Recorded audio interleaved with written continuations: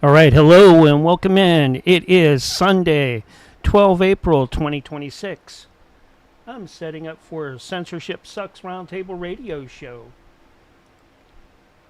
Sunday night edition. Hope everybody had a good weekend. Great last week. Welcome in, folks.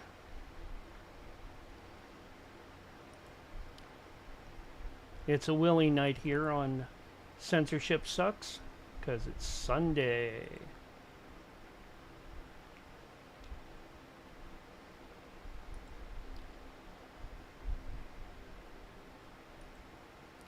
Thunder Strauss, Queen Bush Camp, Chris A.M., welcome in over on Kick.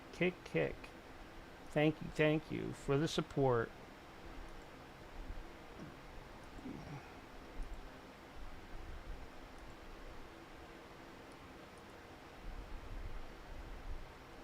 It's taking me a little bit to get everything together here, to put all the bells and whistles up.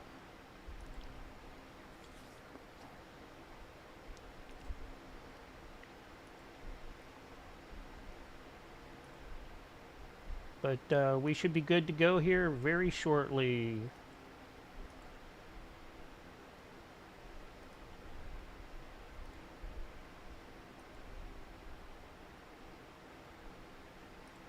I will be calling John and the crew up.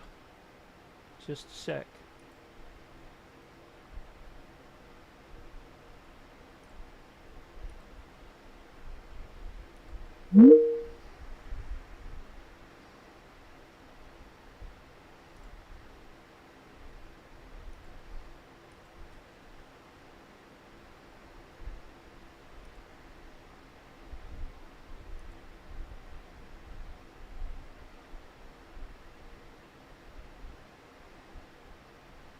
Hey, how's it going? Lovely doubly.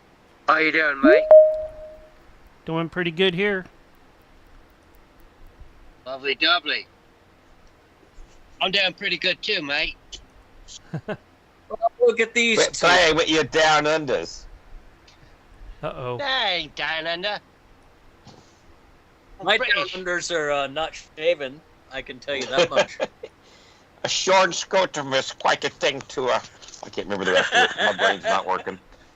Yeah. This is not Peacock today.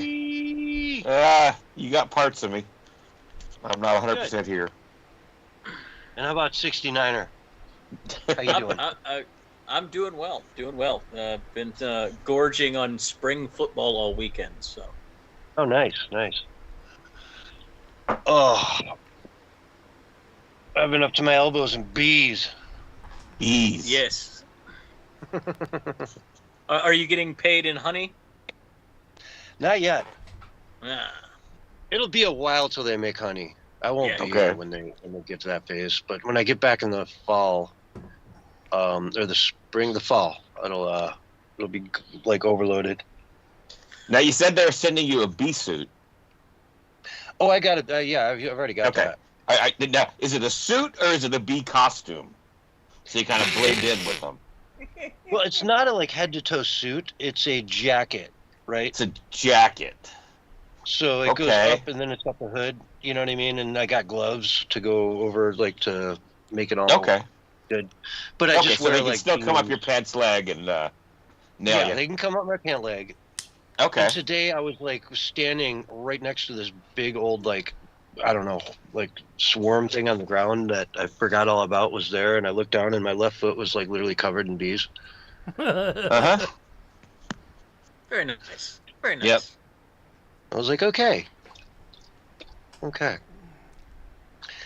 You know, I got stung the other day and that I didn't even feel it. I just I felt like this prick, the stinger in my arm or my hip, afterwards. And I was like, what the hell's that? And I pulled it out, and it's oh, it's a bee stinger. Damn. Yeah. You'll mutate and become immune to them after a while. Yeah. It's just being inconvenient. It's what the fuck? Oh. Or grow wings. One of the two. Yeah, or grow. Oh, yeah. You could, like I said, you could mutate. You never know. Oh, yeah, you could. Yeah, Some of these bees are could be good, could be bad. But no, it's pretty crazy now going back to it when they're all like settled in there and like you open up the hive and it's just like, I don't know, you pull out the cones, the plates that they're in. Yeah. And there's just like, I don't know, thousands of them on there, covering both sides from end to end. And it's just like, whoa. And you're like looking at it, you got it right up to your face because you're trying to like see into the like honeycombs to see if there's what's going on inside there. Yep. So yeah. Have you seen the Queen yet? More freaked out about it. Have you seen the Queen yet?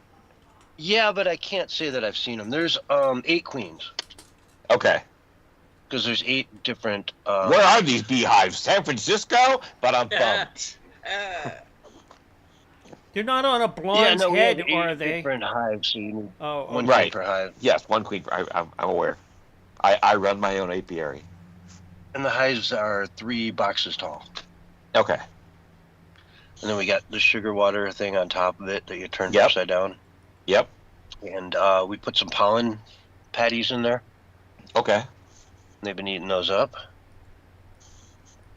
And we just found the smoker today too. We came back and we're like, dude, we had to find the smoker, so we tore apart. Well, yeah, you should have been using the smoker from the beginning. Yeah, but whatever. Yeah. Didn't really need it. You should always use your smoker. Because when you smoke the bees, it calms them down. Also, they eat as much honey as they can because they think there's a fire. And by doing that, it prevents them from stinging you.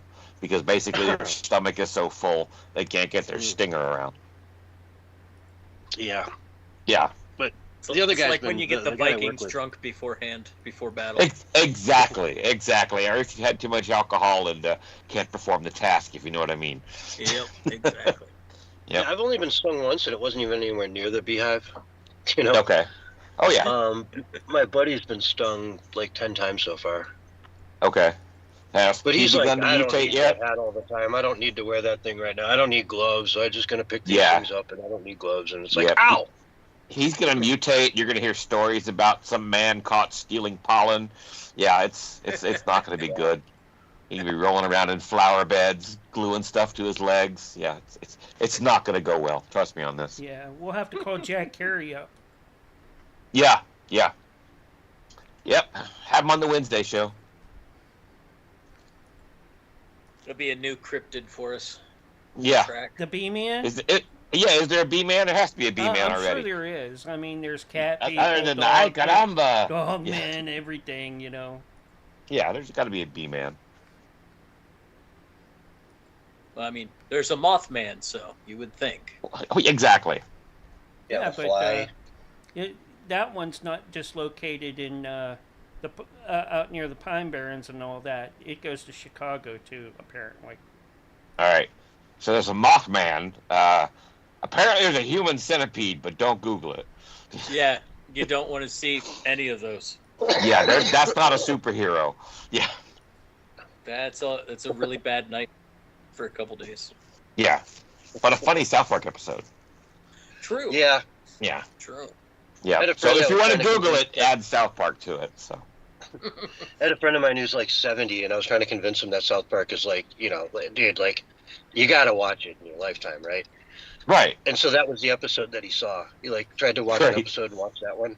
And I was like, oh God, well, what did you think of it? He's like, well, mixed reactions. I'm like, yeah. Not the first episode I would have sent you to. Yeah, exactly. That was pretty extreme. All the terms of service stuff was actually really funny, though. Yeah, well, it is funny, and we blindly accept them all the time. Yep. Like, dude, you're still not reading it? Yeah. Yep. Nobody reads the terms of service. There's only one person I know that reads the terms of service. And Mark. that's Mark Edworthy. Yep. Yeah, or the lawyer that wrote it. Yeah. Yep. Oh, we should start getting AI to write terms of service. No. Just to make people read it. Yeah, that'd be awesome. Because who knows what's going to be sure in that's there. not a new thing. I mean, terms of service for most websites is just so cut and paste. I mean, really. A What are you lot of doing that them 100 other websites haven't already done that you need your terms of service to be special for, you know? Right. to hide secret stuff that you agree to, like to serve in the Chinese military if Google is invaded or something, you know. Yeah. Well, there's the guy that had the lawsuit he tried to file with Disney, but it had to go into arbitration because he was a Disney Plus subscriber. Yes, that's Yeah. what I was thinking. That's the terms of service type stuff that gets hidden. Yeah. That's the only Yeah. reason to do those really. And it had nothing to do with complicated Disney long-term Plus. stuff. Yeah, his beef was with Disney for something else. Yeah. Yep. Nope. Got to go through arbitration. Because when you signed up for our streaming service. You agreed to it. Yep. Come on, Blue. Come on up. Come on. How did that turn out? girl. Did the courts uphold that? I don't know. It's goldfish memory over here. Stopped following it. Yeah, of course, like everybody else. Yep. That is the news cycle. Yep. We were on to something else. Outrage of the moment. Used to be of the day. Now it's of the moment. Yeah, anymore it seems to be the outrage of the hour. Oh, Lord. Yeah. It's nuts. Are you lording over there? Yeah. What's going on with this? Uh-oh. Do we have gremlins again? Well, whatever. There's something on the wing! All right, so, Doc, I wanted you to make it your mission night tonight. Whatever Willie's trying to get through, whatever he's saying, I want you to distract him and confuse him as much as you humanly can. Okay? I will give it a try. Yeah. I normally do it, but I want you to do it tonight, just to really, just take him off subject at any point you possibly can. Yeah. Okay. Ask him if he got the dick pic. That will throw him off. Don't say dick pic, but you know what I mean. Did you get that pressed fruit bowl I sent you? Yep, there you go. Special one. Yep. What was that amount again that you needed me to send? Yeah. In bits of coin. In bits of corn.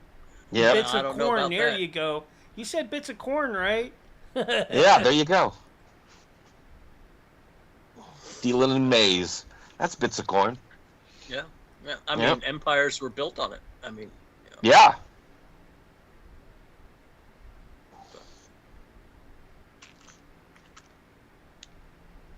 Mm-hmm. What we got here? 20 tabs already? Avenatti's out of jail, huh? Really? Yeah, he's in a halfway house now for like the next year and Oh. a half. Okay. Remember when he was going to be president? Oh, yeah. Yeah. Boy, they really loved him. He's going to be president. He's the only one standing up to Trump. which one was this? Michael Avenatti. Yeah, the porn star's lawyer. Oh yeah. I can't remember her name. That's where she is. Stormy Daniels. Stormy Daniels. There you go. Thank you.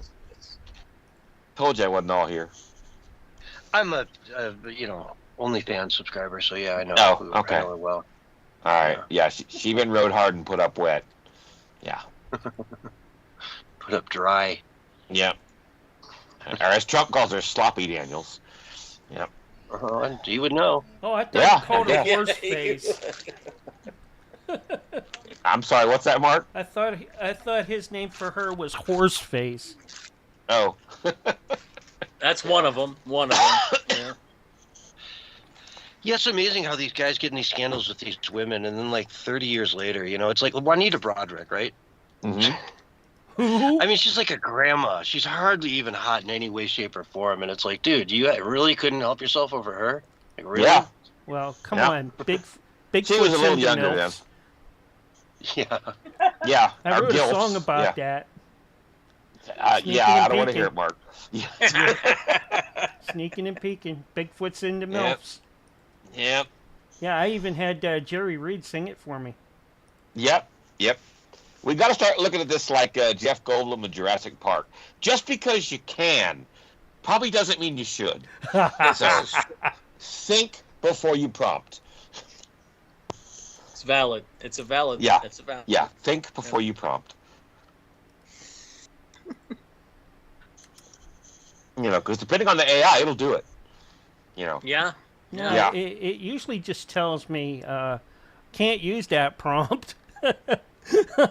Right. Or I'll get that 404 message, Using one of those restricted AIs, are you? No. Would I do that? I've learned from David Hogg. That's all I can say. Oh, great. I'm going to be in court now. Oh, no. You got a good lawyer. Disavow. She's probably in the other room right now or Yeah, she's going to be, Your Honor, I told him not to do it years ago. Right under the bus. Yep, right under the bus. Yep. Yeah, and even if you want to, Doc, come up with like really long, intricate questions for Willie that like just dig into his time. Just eat his time as much as you can. That's the bottom line, right? Okay. Yeah. Ask about his past romances. Oh my Yeah. God. Yeah.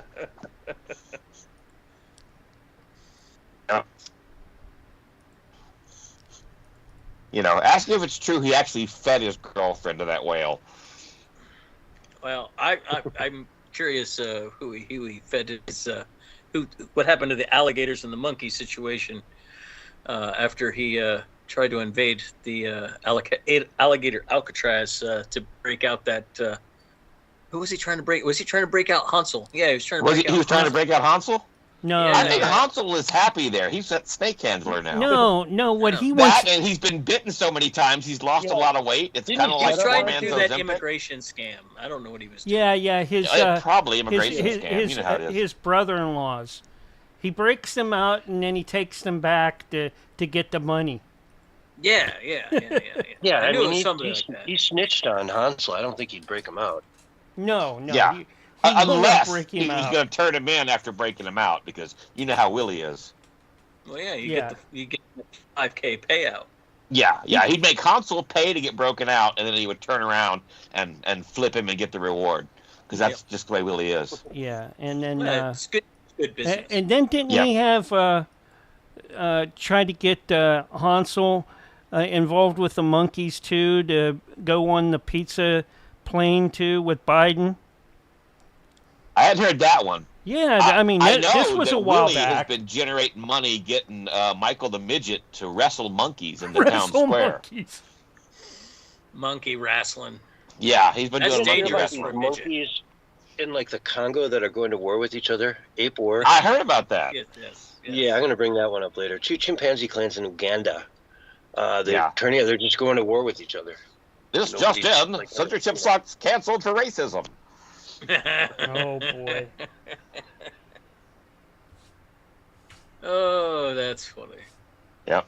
It's a good thing. There's plenty of platforms these days. They can't get you. They can get rid of your audience and Right. your bank, but You have to start can still over. put your stuff out there. Yeah. Yeah. Fortunately for me, if I lose one, I can find another one.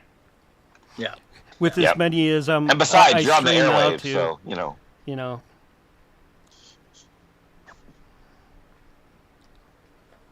Because they're not all owned by Google. This is Yeah. true. not that yet. we're aware of. Again, terms of service. Who knows what we signed up for? Yeah. I'll have Oh, to. you wanted a Gmail account to make your life easy, huh? Oh boy.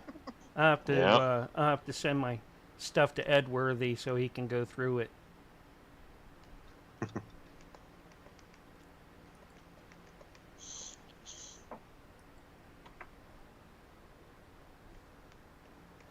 And then then I'm gonna have to scratch my head and say, I wonder.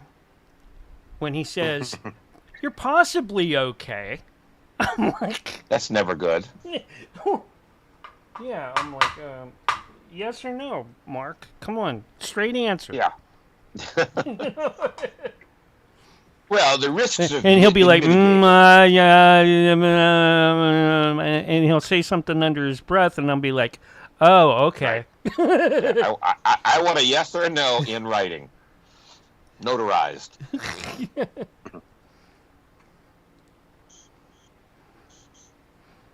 Notarized. Yeah, very important. Yes. I prefer it in cash, but in writing will do. Yeah. And no more of that no-dose stuff with Willie keeps trying to push. What is up with that? I think it's just Mama Lou's stash he's trying to get rid of that's left over. That's what I think it is. Yeah. It's a shell company behind a shell company. Yep. But that's not really no-dose. That's what do they used to call it? Mama's little helper? Oh, man. Yeah. Yeah. It's not going to keep you awake. Well, I guess it will. Yeah.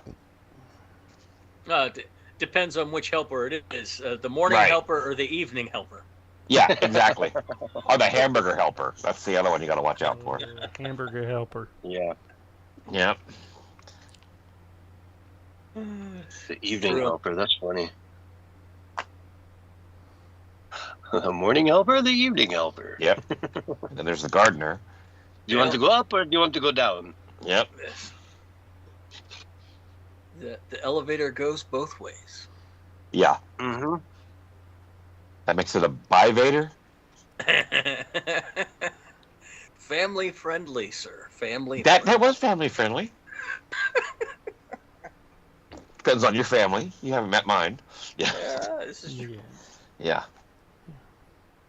It's funny, dude. I'm watching this video the other night, and it's like, speaking of drugs, and the World of Warcraft put out a bunch of new content. You know what I mean?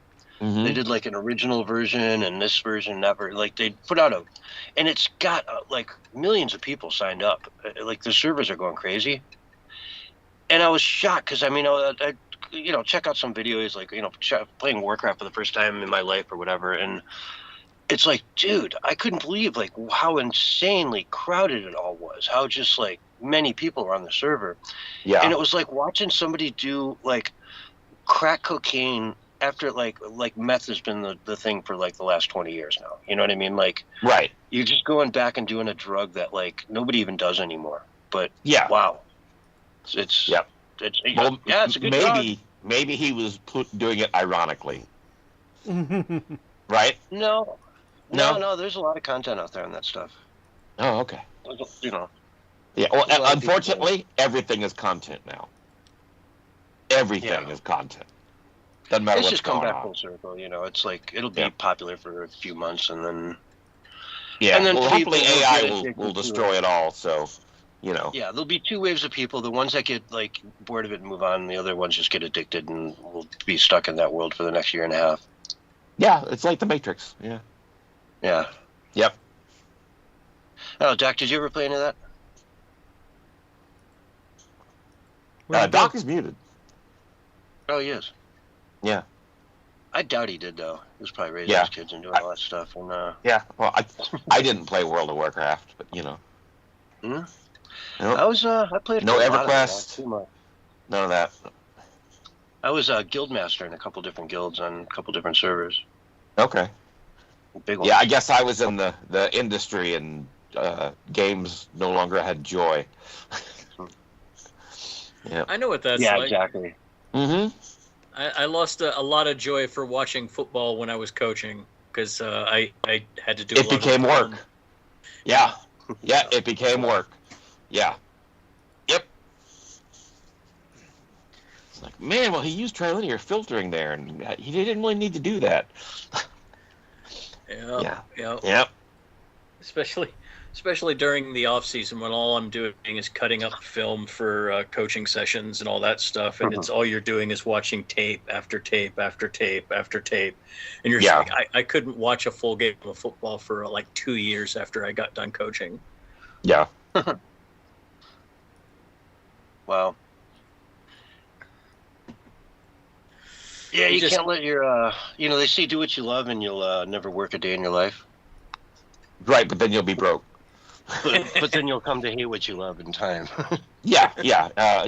What is it? Eventually you turn into, a monster or whatever. Yeah. You turn into your parents. That's it. Yeah. I certainly could have kept coaching. That would have been preferable to doing whatever else other jobs I was doing. But you wouldn't be enjoying the football like you are right now. Yeah, I couldn't Yep. even make It's I all couldn't make trade-off. enough money. Yeah, I couldn't make enough money doing it either. Like until you Oh, yeah. start getting up into the like Division 1 collegiate level as an assistant, you're not making much. Like Right. some of the guys I worked with that were doing it, full time, it was their career path like me, but they had been doing it a while. We're still only making like $10,000 a season. Right. Yeah. You can't live on that and have a sick wife and kids to take care of. Doesn't work Well, that and way. at the end of the day, it's not even minimum wage, too. I mean, at 10 grand, right? Right. Yeah, they do all kind of funny math so that they only have to pay you they basically pay you a salary for a period of time, and so they don't have to pay you work like 18 hours a day. Yep. Yeah. Yeah. Well, I mean, like you say, cutting up all that tape and everything, it's like, no, we're just paying you for the practice hours. Like, when you actually go to practice, you get paid for that. But everything else, the games, the analysis, all that stuff is on you. Basically. That's basically how it works. And you don't have to do any of that. We don't expect you to do that, but you better win. Yeah. And when you're when you're low man on the totem pole, like that's your job. Like you're the guy who does all of that grunt work. Mm-hmm. And so. All right, so to open it up, I guess the three biggest stories are obviously back to Iran, Eric Swalwell, and Artemis. Probably, yeah. That would definitely be the big three. There's some stuff going on in Ireland. Yep. Yep. In England, as always. John Cleese is great. I got some of his stuff pulled up. You know John Cleese from Monty Python? Yep. Yeah, I know. Yep. Yeah. I know Sometimes he's great. Sometimes he's not. Well, he was really funny. I mean, very funny in Monty Python. He was very funny in Monty Python, but then he got political. Yeah. Well, yeah, then he became a liberal and did the whole liberal, awful thing. And now he's waking up, though. He's like, what in the hell? So he's like definitely like turned full, like, red pill. Yeah. All right. Okay, guys, I'm going to take and switch us over. Okay. All right, David. have a good show. Bye. Bye. Bye. Hey, it's been good seeing you, David. I'll catch up with you later on in the week. All right. Okay. All right. All right. That was pre-show for Censorship Sucks. Coming up will be the show. The show.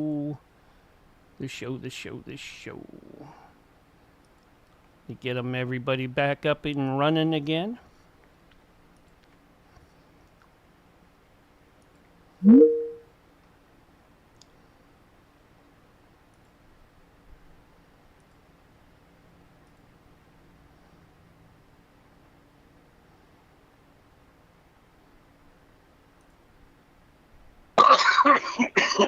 You okay? Waiting for Doc to come back.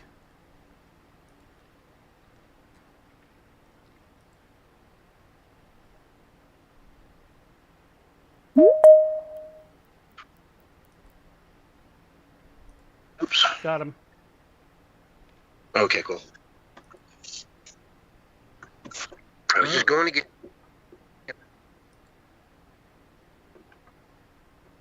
Doc, you there? Testing 1, 2.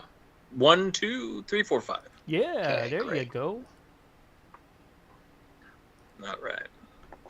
You look like you were lit up and you weren't saying anything, so I want to make sure. Is my microphone coming in okay? Oh, yeah, real good. Nice and Okay. clear. Okay. All right. Good.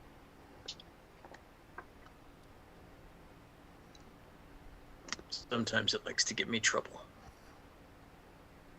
Where? Depends. And your depends? Yes. Oh my. Yes. Sometimes it just rips a hole right through them.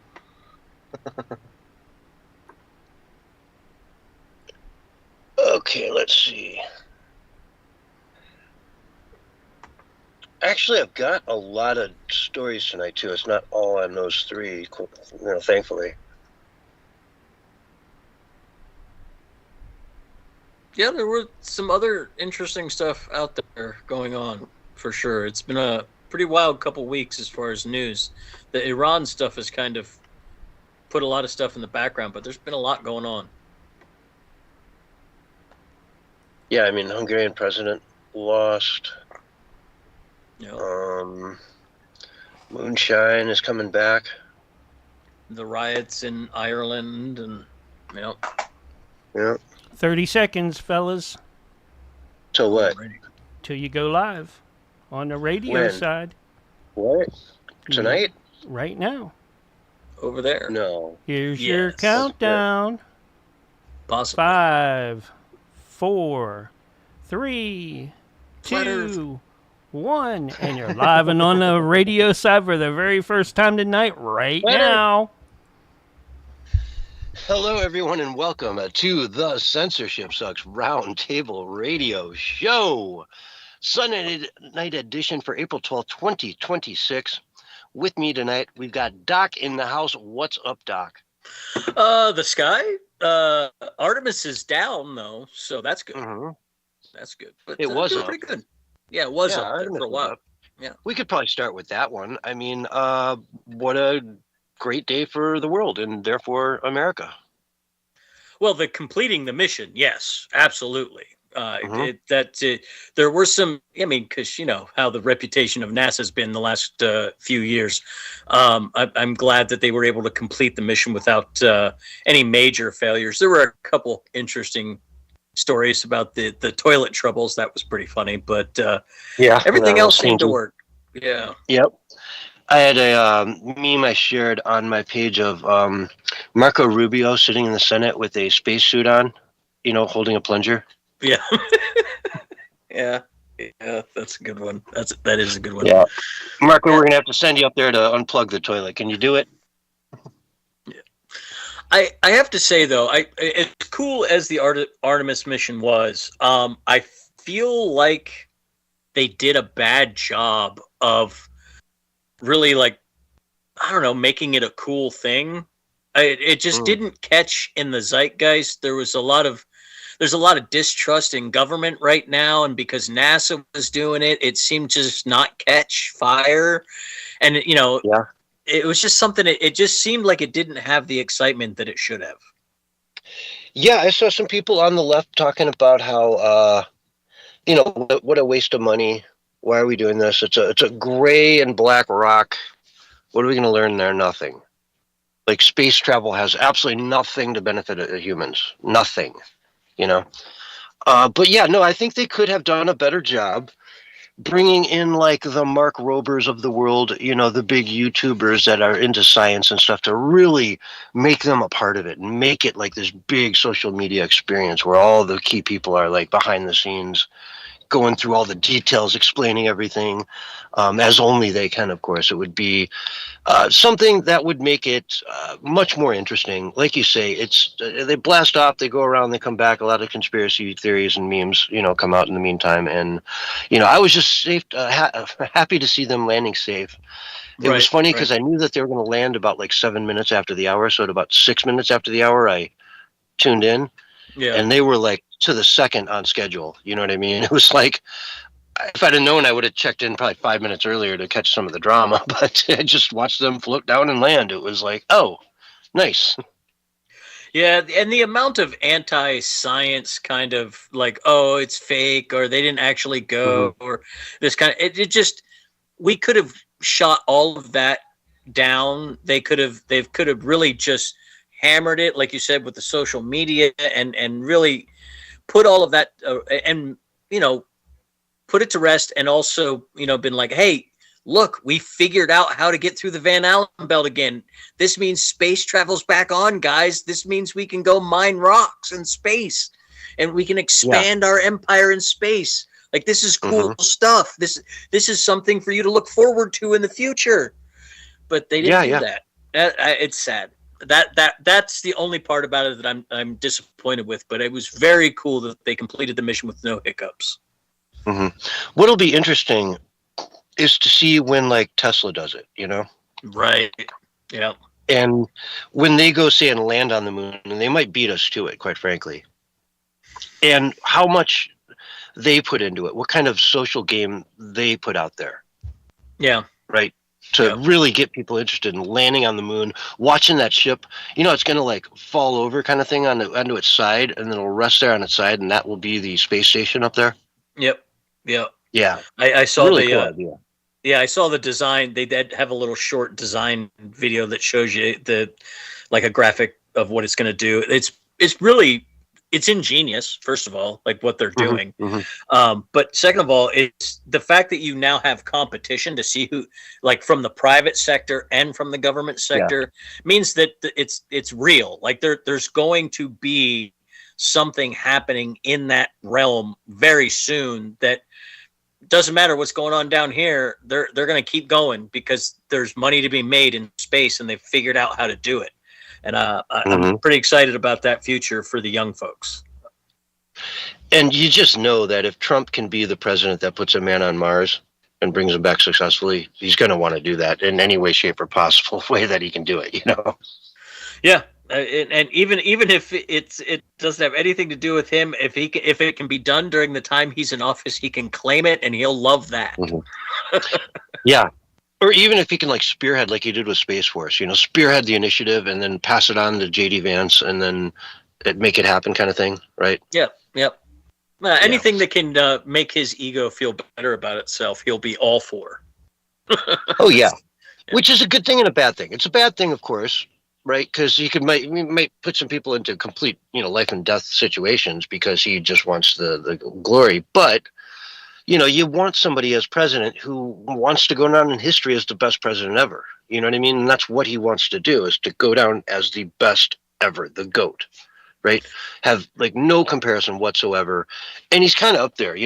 Reagan so far had been the GOAT, and now Trump is, I think, surpassed him in many ways. And if he could pull off the 5D chess that he's playing right now and get Cuba, Venezuela, Iran, the Middle East, peace in the Middle East, for crying out loud, if he can put that all together in, this term, I got to put my hat off to him. You know what I mean? I got to take it off and be like, dude, you did it. You truly are like hands down the greatest president of all time. If he can pull off what he's trying to pull off.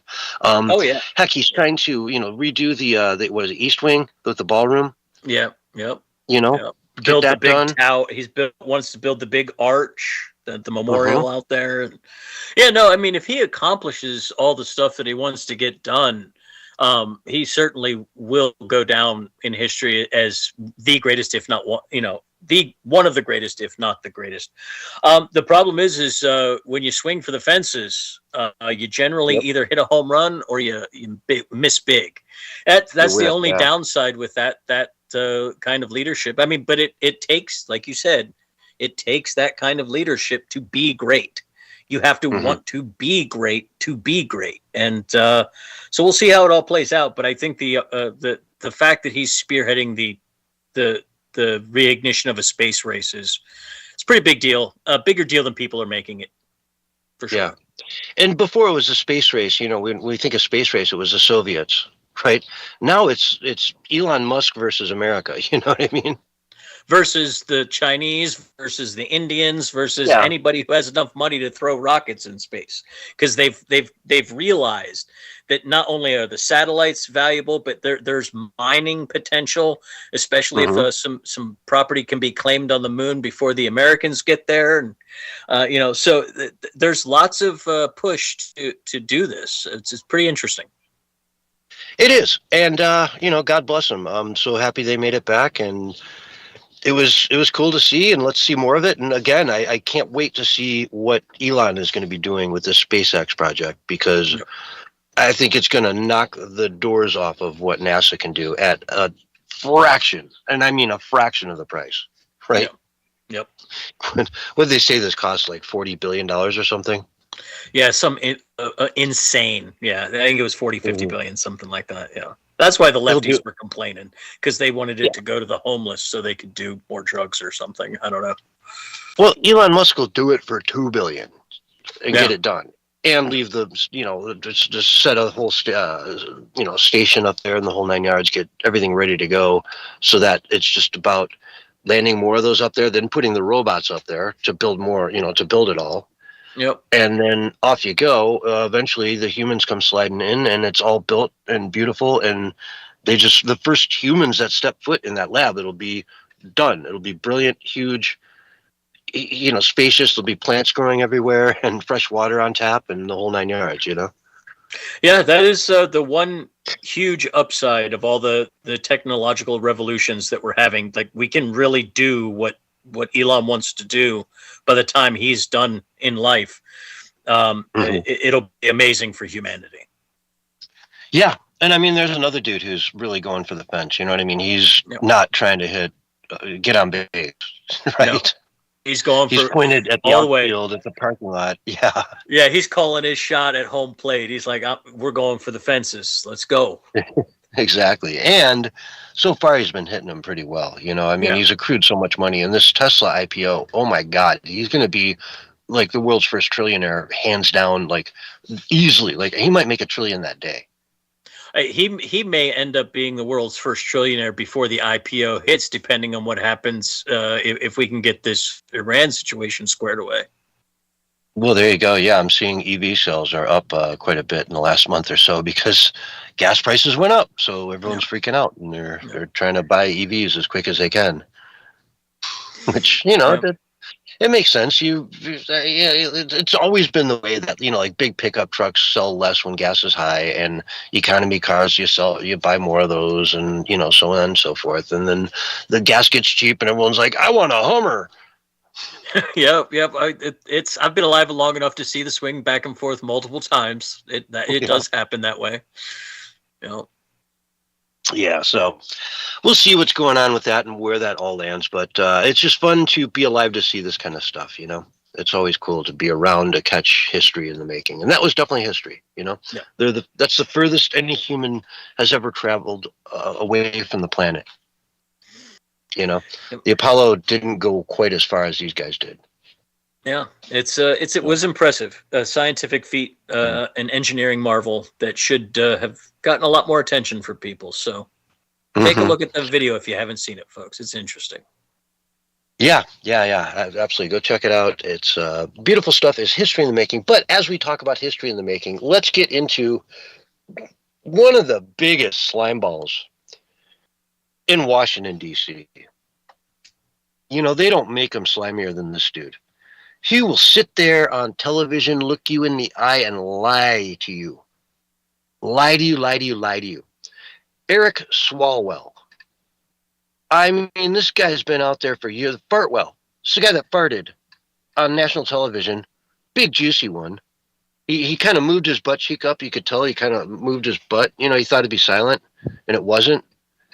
And that's a risk you don't take on live television, folks. If you think it's going to be silent and you're on live television, coast to coast, just wait.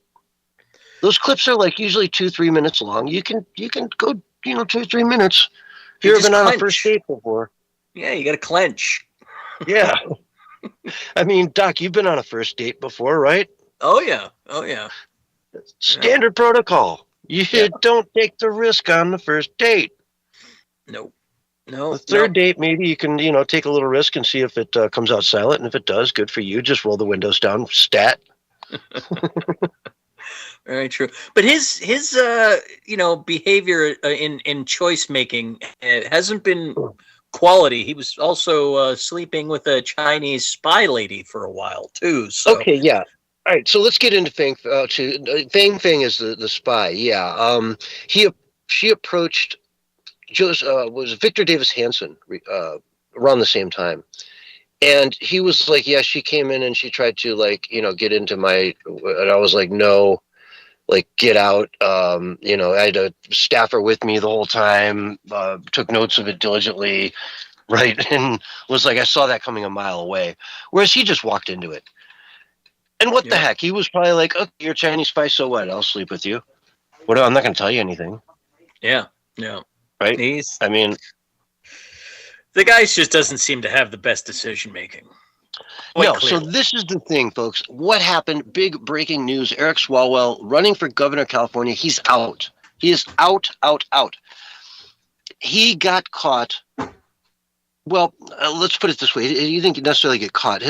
Several staff members came out and said that he basically either was very abusive towards them sexually, dick pics, things along those lines. And this is not going to be very family friendly for the next minute or two while I explain kind of what's going on here. So bear with me.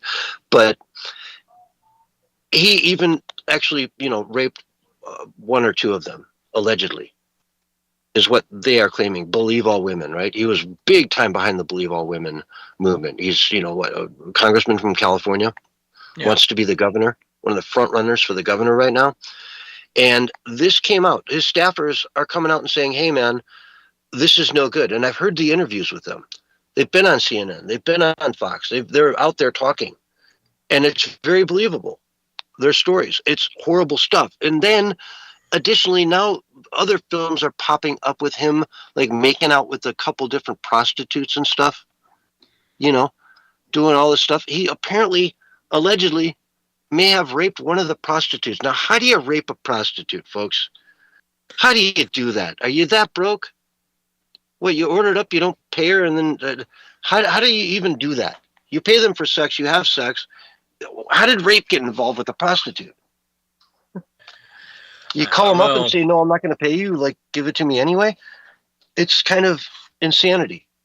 But I don't know, Doc, what say you? I think... I think this guy's clearly a terrible human being. I think that was probably pretty obvious in his ability to turn on tears at will whenever, he talked about Donald Trump. Meanwhile, he was, being this kind of person. But I find it interesting that this came out now, being that the jungle primary in the governor's race out there. I wonder if this wasn't some opposition research that was done by one of his fellow Democrats, and they let it loose on him to get him out of the way to consolidate the Democratic votes a little bit. It very well could be, but again, these are ex-staffers that are just, I think, to some degree, a couple of them were like, hey, man, I can't sit here and watch this guy run for governor, right? I'm not going to do it. Yeah. And so they reached out to a mutual friend in the, Democratic Party, and I forget her name, but she was, it's probably in one of these articles I have up, but she put out some posts saying, hey, these people are coming to me and they're very credible and, they're willing to come out publicly. This isn't like Kavanaugh, where everyone's private and nobody really remembers anything and there were no dates or places. These are documented. Right. There does seem to actually be some there, right? Yeah. Right. Yeah. So again, opposition, they get a hold of it. But like you talk about the jungle primary, the Katie Porter is what, the next one in line?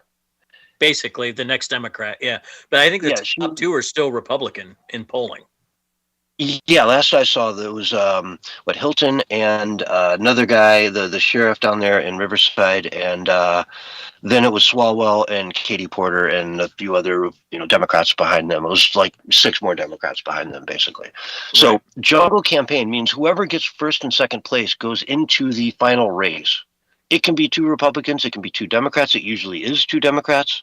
Very rarely it's 1 Republican and 1 Democrat, but it's never meant to be 2 Republicans in the state of California running against each other for the governorship. Exactly.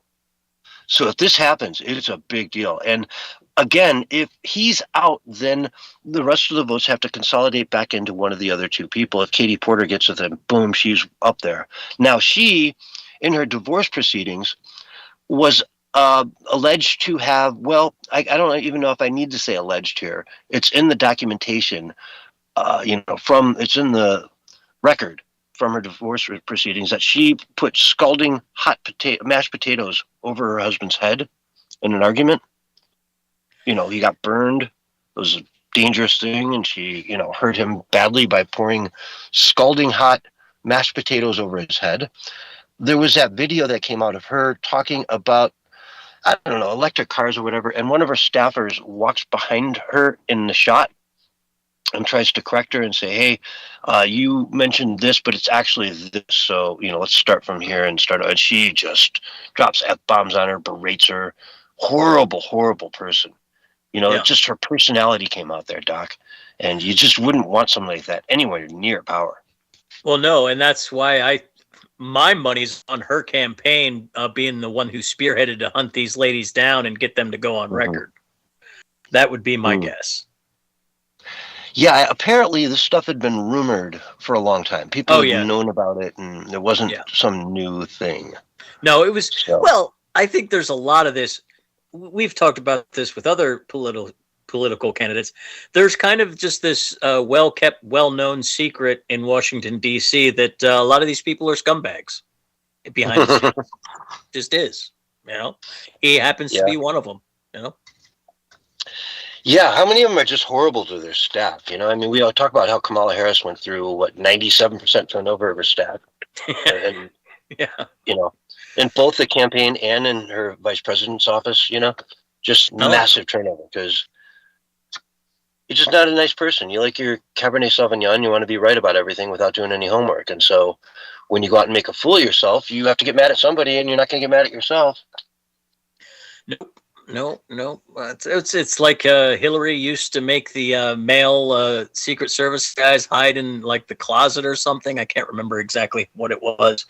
But then there's, and you got Kristi Noem and her husband with their weirdo behavior. Like, a lot of these people in D.C. are just not good human beings. And I think that's kind of part of our system, unfortunately, is that if you don't have some kind of compromise on you, it's hard for you to get in there because you can't get loyal money behind you. I think that's part of our problem. Yeah, let's see. And so Swallow put out a video the other day from a sleazy-looking hotel room somewhere with the shades drawn, of course, saying he's innocent, going to go after these people. His lawyer came out and they're lying, basically. Smeared them. Of course. Go on the offense. They're going to try to issue, what do they call them, cease and desist orders, prevent them from talking about it. And he is going to find out, though, very early on Monday morning if he's going to be in the Congress anymore. Because there are several movements now to get him to resign his office. Now, I'd like to see something a little more happen before you have to resign from Congress. You know what I'm saying? Yeah. Like right now, it's just he said, she said. Let's give me a little more. New York said they're going to open an investigation into him. Southern District of New York, I think it is. Yeah. And if they, come out and say, we want a grand jury, what's going forward, then okay, kick him out. But for now, I think when you just allege something, he said, she said, you shouldn't drop out of Congress. Yeah, I mean, it's all well. I think you're better off not giving him too much pressure to leave Congress. I think I don't think you want a special election or an appointment right now going into midterms. He's out anyway, I believe, isn't he? At the end of his term. So, I mean, I don't know. I think that's why he's running for governor. I think the reason he's running for governor is because his end of his term, he's planning on not being able to get reelected. Oh, he doesn't think he'll get reelected to his seat again in the House, but he thinks he can run for governor? I don't know. And there's no term limit, right? I mean, the guy does not even have gray hair yet. Like, he's not even, he can still walk. Oh, yeah. I mean, there's no term limits. I think there was something, I can't remember who said this. It might have been Rich Barris over at Big Data Polling, the People's Pundit, for those of you who are interested in accurate polling. But it's just one of those things where they see the political winds changing, and so they jump ship and try to make a career move to go up the ladder before things fall apart. The Democrats are having just as much trouble as the Republicans as far as at the base level. There's the younger crowd is coming up, and they are just not with what the boomers are with, politically speaking. Yeah, sadly, it's wild how much things are changing with demographics over time, and just not with demographics per se, but with each gen is really, I mean, they're socialists now. They're straight up like communists that are coming out of high school nowadays. Even the people that would generally consider themselves conservative are more on the socialist side. Yeah, which is shocking to me. I mean, the Overton windows moved all the way into pre-war Nazi Germany. In some phases, yeah. I mean, it's very reminiscent of other periods in our history that were chaotic. Pre World War One, pre World War Two. The the fever of everything. Everything's become a contentious fight. People are drawing lines and picking tribes and sides, politically speaking. And it's I don't know, it's going to be wild for both parties the next 8 years. Things are going to change drastically. It is. And I think the Democratic Party is really, I hope to God that they get a giant wake-up call when the midterms come around. I've been seeing polls from Harry Enton over at CNN showing how, the Democrats went from like plus 18, through the different midterm elections, right? You go back to 2008 or so, they were at plus 12. They went to plus 8. Now they're minus 5. In other words, the GOP has a 5-point advantage going into this midterm. They've never had that before. But I also saw a thing that said, hey, the Senate's going to be starting, they're going back to work tomorrow. Guess what? Monday morning, they're going back to work, and guess what? They're going to do nothing. Yeah. Right? Why show up? Why even be there, Senate? Just don't do anything. Like, go sit in your pool in Miami. Who cares? Yeah, it's very interesting how they've decided, either side, to really do nothing this whole last year. Both Congress and the House and the Senate. It's pretty wild. But I've seen what's happening at the lower levels is the Democrats are winning right now in the elections that have been held, but the communists aren't. The communists are actually losing. It's the more centrist Democrats that are winning. So the centrist message is actually what the people are preferring right now, at least in the early voting.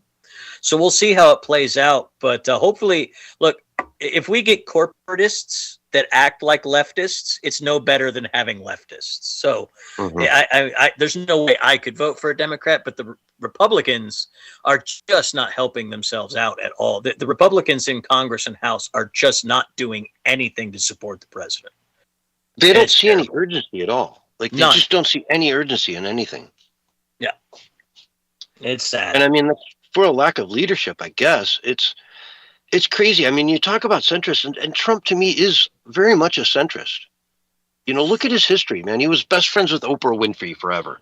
He was one of the biggest contributors to Planned Parenthood, through the years. He gave millions and millions of dollars. I constantly call him a New York 90s Democrat. He's a blue dog Democrat. That's what he is. Yeah, exactly. And yet they talk about him like he's some rabid, worse than Hitler kind of guy.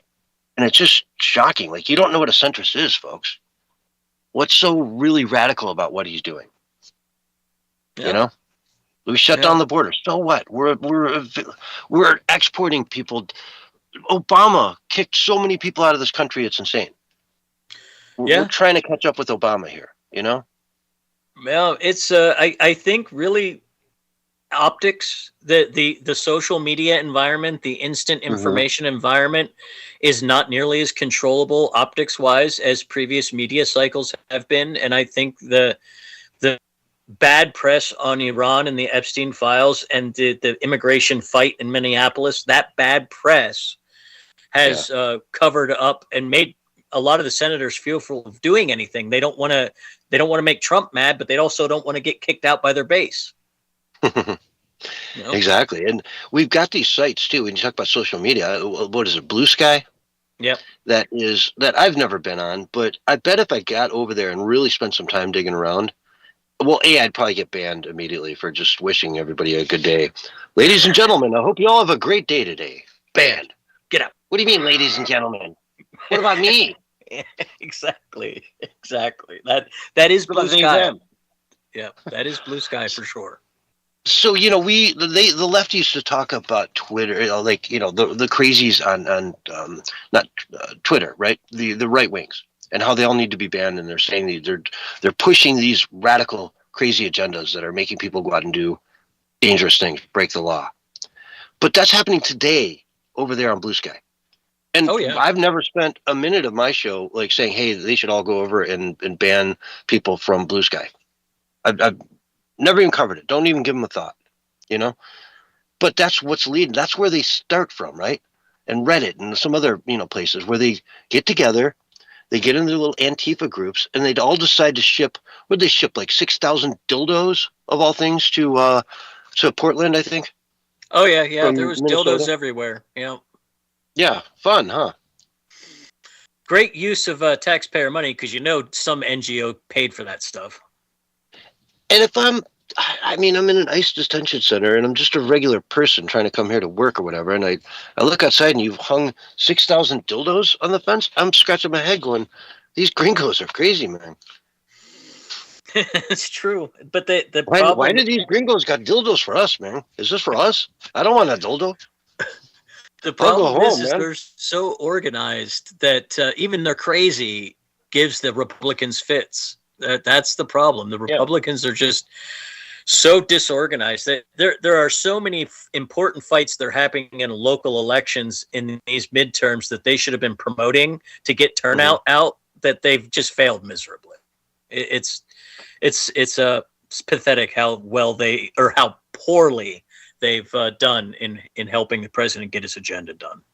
Mm-hmm. And now the RNC is sitting on what, like $100 million or something, and the DNC is like $10 million in debt. Well, the interesting thing about the DNC is they decentralized all of their funding and stuff now. Like, so they don't. The DNC is basically it's a shell organization. So what is it? Act Blue. Yeah. And that's, that stuff, like Act Blue should have been targeted by the DOJ. I'm so glad Pam Bondi's gone. Hopefully somebody will get around to doing something about Act Blue. But that's how they launder all that money. It's foreign money that they launder and make it seem like it comes from individual donors. And it's been 15, 20 years they've been doing it. Oh, yeah. Obama got caught red-handed with taking donations in the hundreds, tens of millions of dollars that had no, the CRV code on the back? No point of origin. Yeah. Yeah. So you could basically go to Walmart, buy one of those little gift cards, for $100, and then scratch it off, send it into, to Act Blue, which I'm sure you can do today. And they'll take the donation to whoever you want to send it to, except for Eric Swalwell, of course. His page is unavailable. Well, for now, we'll see. Well, and that's the power of Act Blue too, right? They turned it off.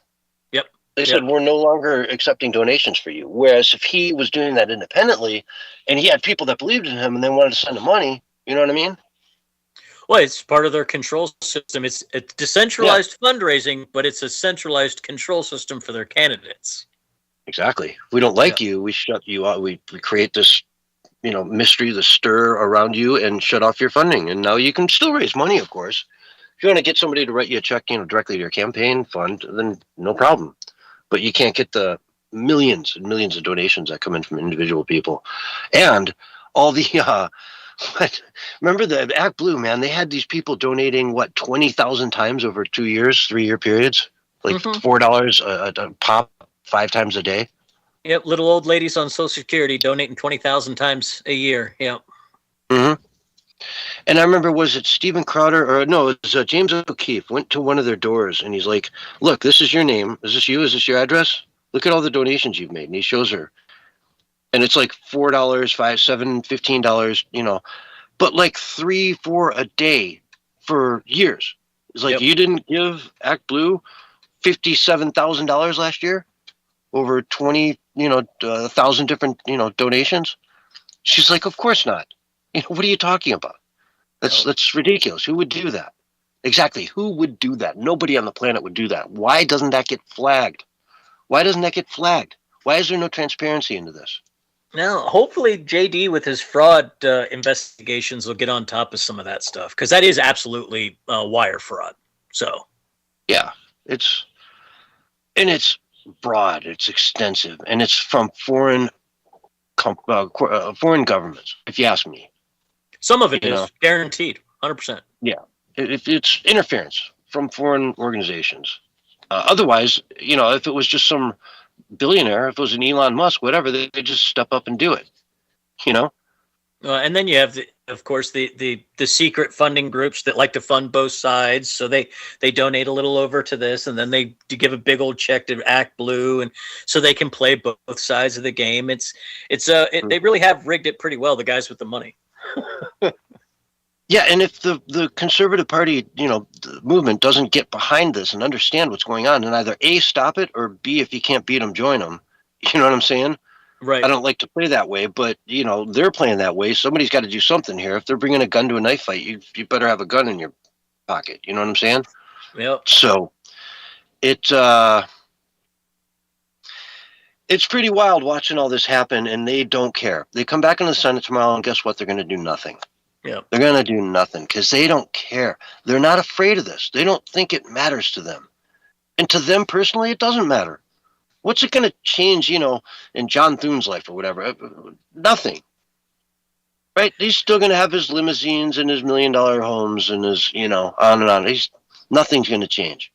The cigar in his hand is still going to cost $200, no matter what happens here. Yep. Because he could always go into the private sector then.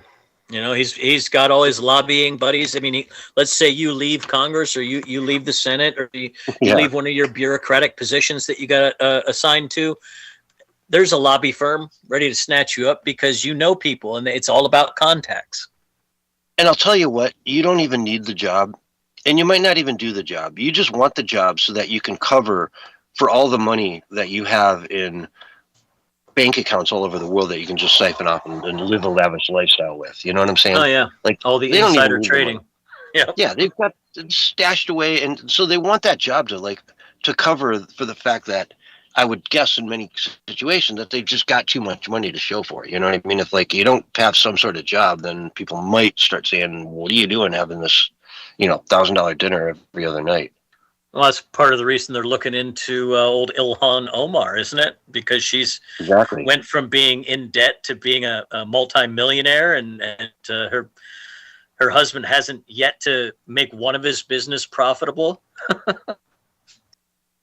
Well, public. I mean, where you're supposed to have a physical address for that kind of stuff, and they are going out there looking at these places, and there's no physical address there. There's no, that business doesn't exist. The winery. The investment banking firm he has that somehow manages $20 billion or something. Yeah. And I don't know, you talk about a number like 30 million. That seems like a really nice kind of rounded off, if you're the mob boss, that's your cut. You know what I'm saying?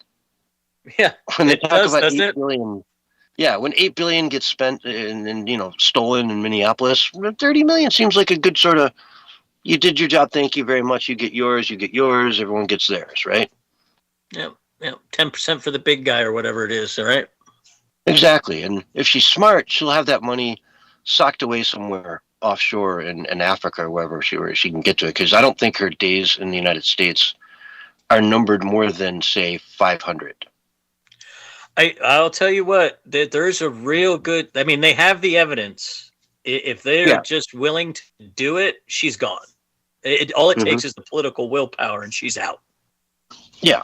It's just like you put it in front of a judge that's not like some rabid left-wing nut, and it's marriage fraud. It's immigration fraud. She committed it to get her brother into the country. She didn't have to, but she was here. She was fine. She did it to get her brother into the country, and that's illegal. You can't do that. And I guarantee there's a number of questions on the, questionnaires they give you when you come into the country that you lie on. Oh, guaranteed. Do you want to overthrow the United States of America? No, of course not. Of course not. No. Yeah, no, she's one of those ones like Solwell that is from bottom to top scumbag. Gotta go. There you go. We have to get rid of those people. And this is why I'm harping on people. Like, I know the midterms are, a lot of people are angry. I'm one of them, but I'm not going to not vote. I'm going to go vote in the primary so I can get people in that have my opinion. Like, that's what you have to do. Like, we have to get people to go get rid of these people. If these people suck, which most of them do, we have to replace them.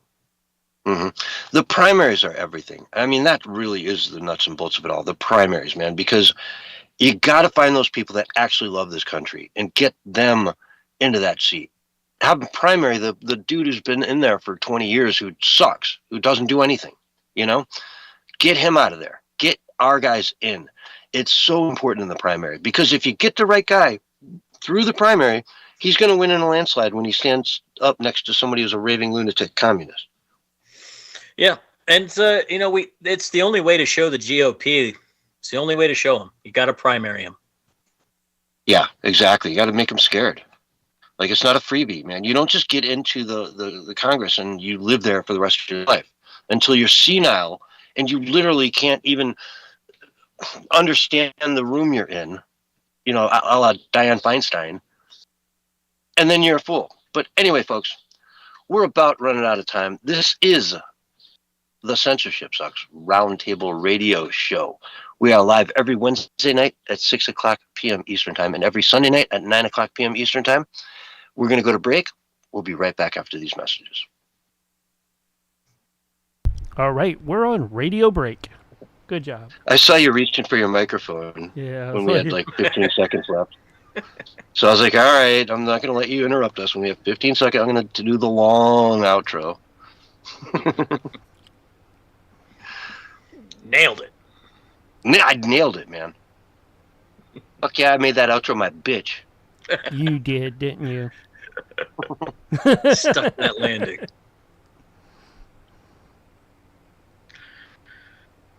Yeah, all right. Those primaries, man.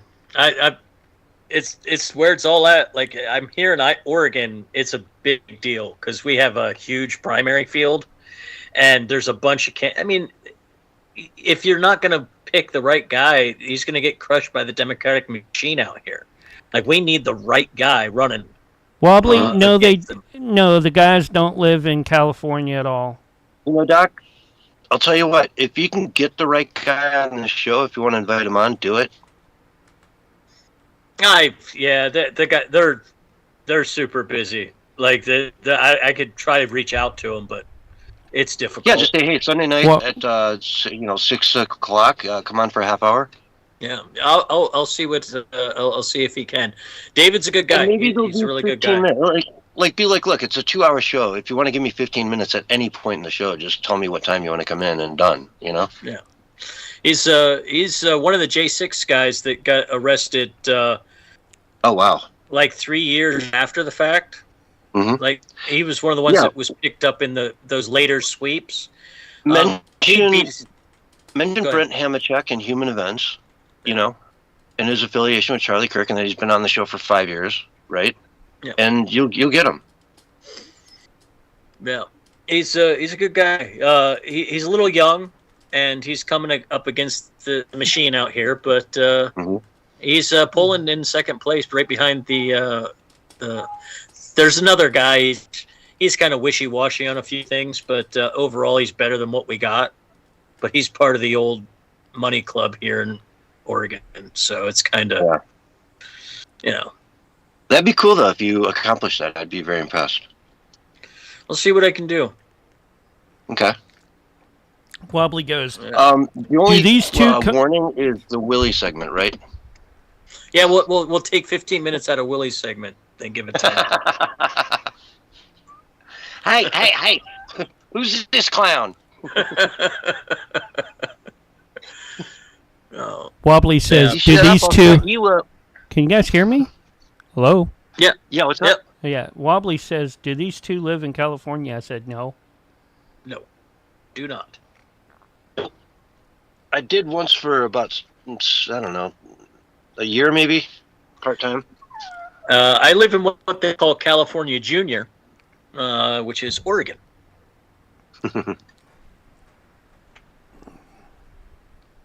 But I got here just before it turned completely insane. Like the year, like I moved here and it was still cool and it was awesome and it wasn't too crazy. And then next year everybody started going nuts. It was wild. That must suck to watch your city just degenerate. 30 seconds, guys. Yeah, for the people who live here it's been pretty rough for a long time. The people that are born and raised here, it's been pretty rough. I mean, it's Portland. You want to? We'll talk about that when we go live here. Let's do it.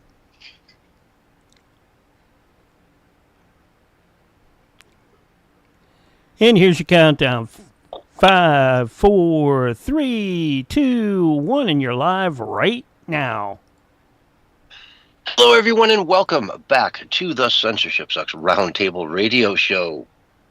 It is Sunday night, April 12th, 2026, and I am so happy to be here. Doc, you loving it? Loving it, as usual.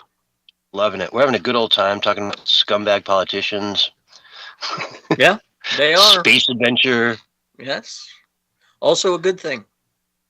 Yeah, all that good stuff. And we were in the break, we were talking about Portland, and I kind of wanted to, we were having such a, like, we're on the verge of having a really good conversation there, and I kind of asked you what it's like to live in a city, because you said you moved there right before it started falling apart, like right when it was at its peak, you moved there, and then you just watched it kind of go downhill. So tell us about that experience a little bit, man. Well, I mean, you don't live in Portland, but yeah. Yeah, well, when I first moved here, I lived more in Portland than I do now. And I actually did kind of an old school method. Like I basically traveled the Oregon Trail to get here. I rented or bought a school bus, packed it full of all of our stuff. You were in a bus, exactly. Yeah, came sorry, across go ahead. Oregon Trail style, and when I got here, it was that was okay. I found places to park. It was and people were cool, and it was and then it was.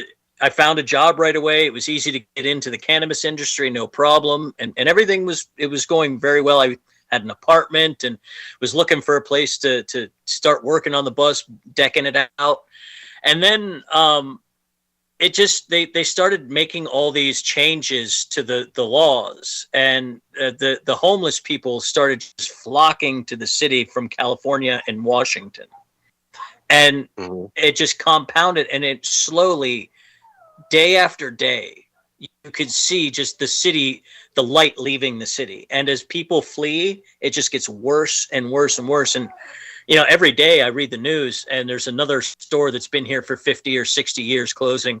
An old fruit market that had been here for 110 years is now gone because of the crime and degradation. I mean, and the stories I hear from people that grew up in Oregon and Portland, they're devastated. They're beside themselves. They have no idea how to even recover from it. And it's been a process where a lot of power was just taken from people by the government without them even knowing it.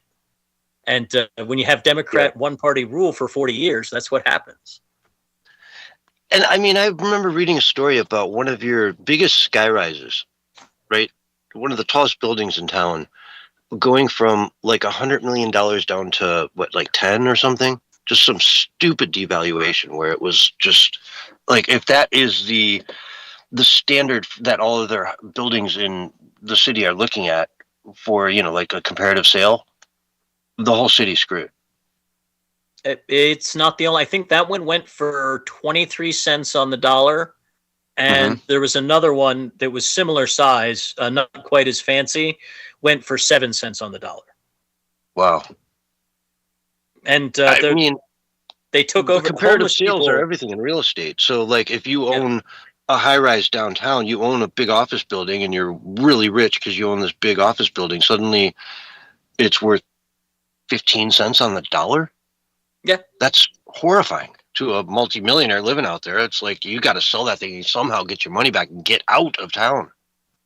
Well, now they're planning on trying to pass a empty storefront law that is going to charge building owners a fee if their stores are empty. Really? And they're trying to get it through the town or the city council right now. So you'll end up with a bunch of like defunct little businesses that don't have to pay much rent. It just, they're there to not get fined. You know what I mean? Like basically. I can put my buddy's like used furniture store. Like he just goes to swap meets or whatever and buys a couch, and like, so he's got a bunch of like, I don't know, bed bug ridden couches sitting in there. You know what I'm saying? Like not a valuable store at all. Just something. I don't care what it is. Just put something in there. Like as long as it's cheaper than the fine. Yeah, as long as it's cheaper than the fine, they'll do it. And it'll destroy the downtown because the people won't want to go there, and they already don't. Like I was saying, one of the homeless groups took over one of the old buildings, the mall, and had a drug and sex den in it for months before the police raided it and cleaned it out. But that place is destroyed.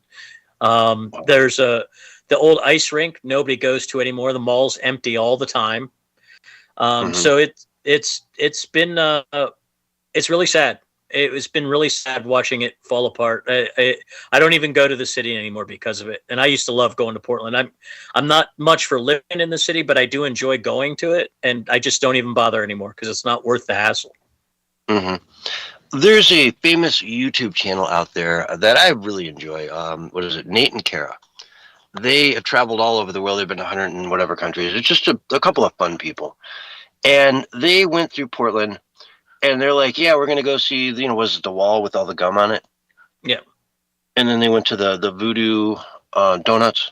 And then the next scene is like you're halfway through this video and they're like out on the highway driving somewhere.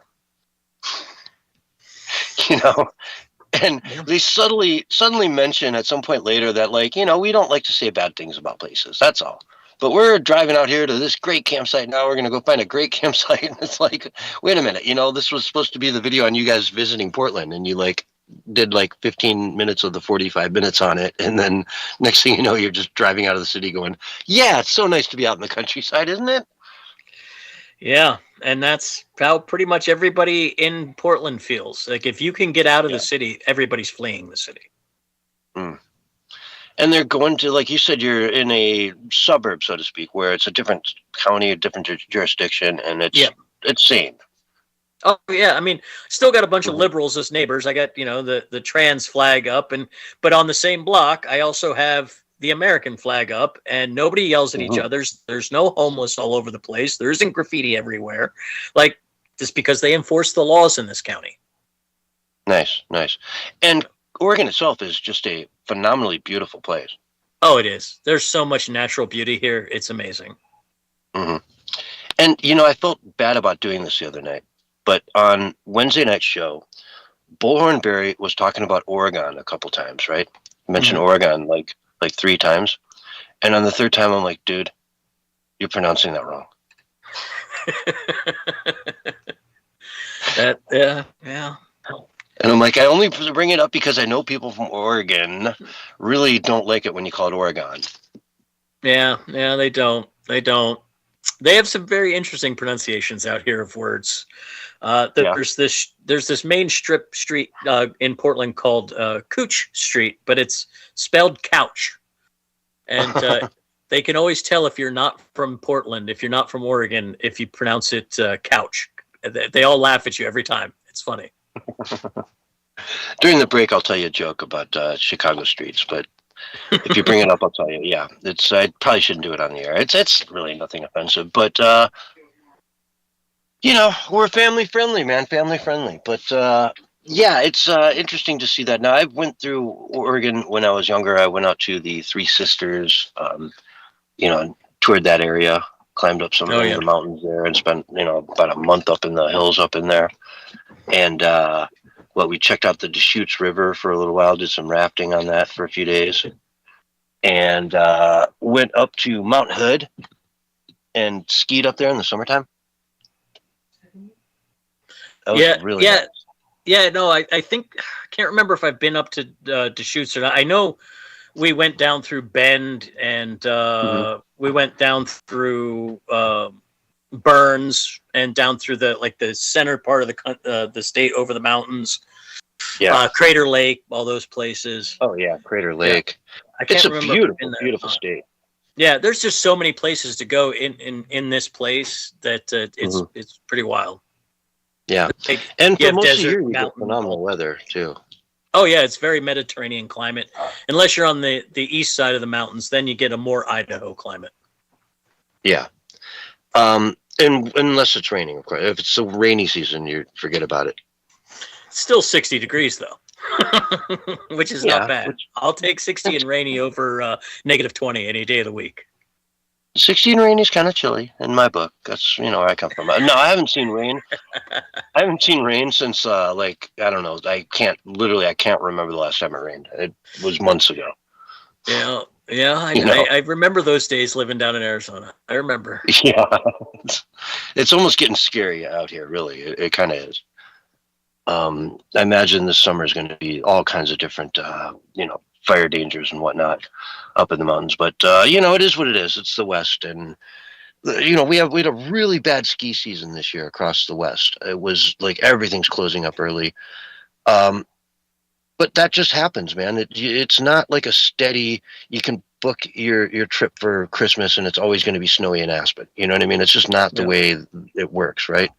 Heck, they're expecting like 3 feet of snow in the Lake Tahoe area now in the next couple of days after the ski resorts all closed, right? So, it is what it is. Doc, where can people find you online? Of course, you can follow me over on the X platform, Rumble, Odyssey, and my favorite, Minds.com. And that's at Doctor with an E 420. DOCTORE 420. Go check them out, guys. I am Censorship Sucks. I am your host. But we've got to go to break, folks. We'll be right back after these messages. All right, we're on radio break. Woohoo! Sweet! I'm going to let this one run down, and then I'll start the next one up. All right, I'm going to go to the restroom real quick, guys. I'll be right back. All righty.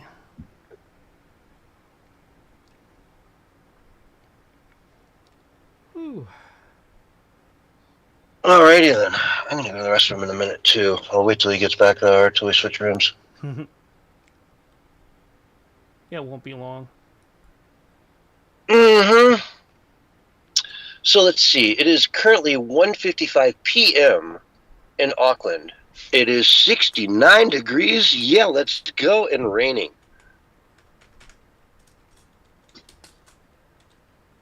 But folks out there listening, is that crazy? It's 2 o'clock in the afternoon in Auckland right now. Isn't that awesome? Isn't that weird? It blows my mind. Like, I don't know. It's 7 o'clock here. It's 2 o'clock there. They're 5 hours off us. I mean, since the time I've been in the military till the time I got out, I mean,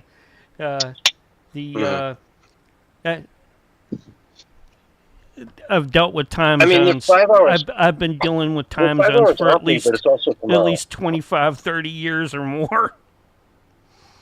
Yeah.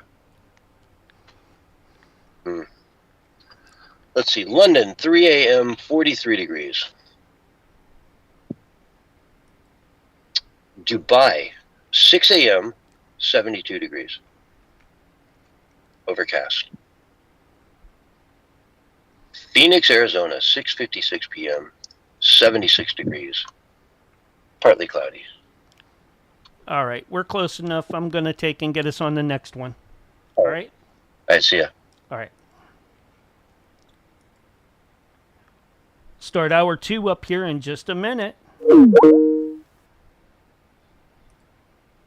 And we should have Crazy Willie, the warm farmer from Waldo, Florida.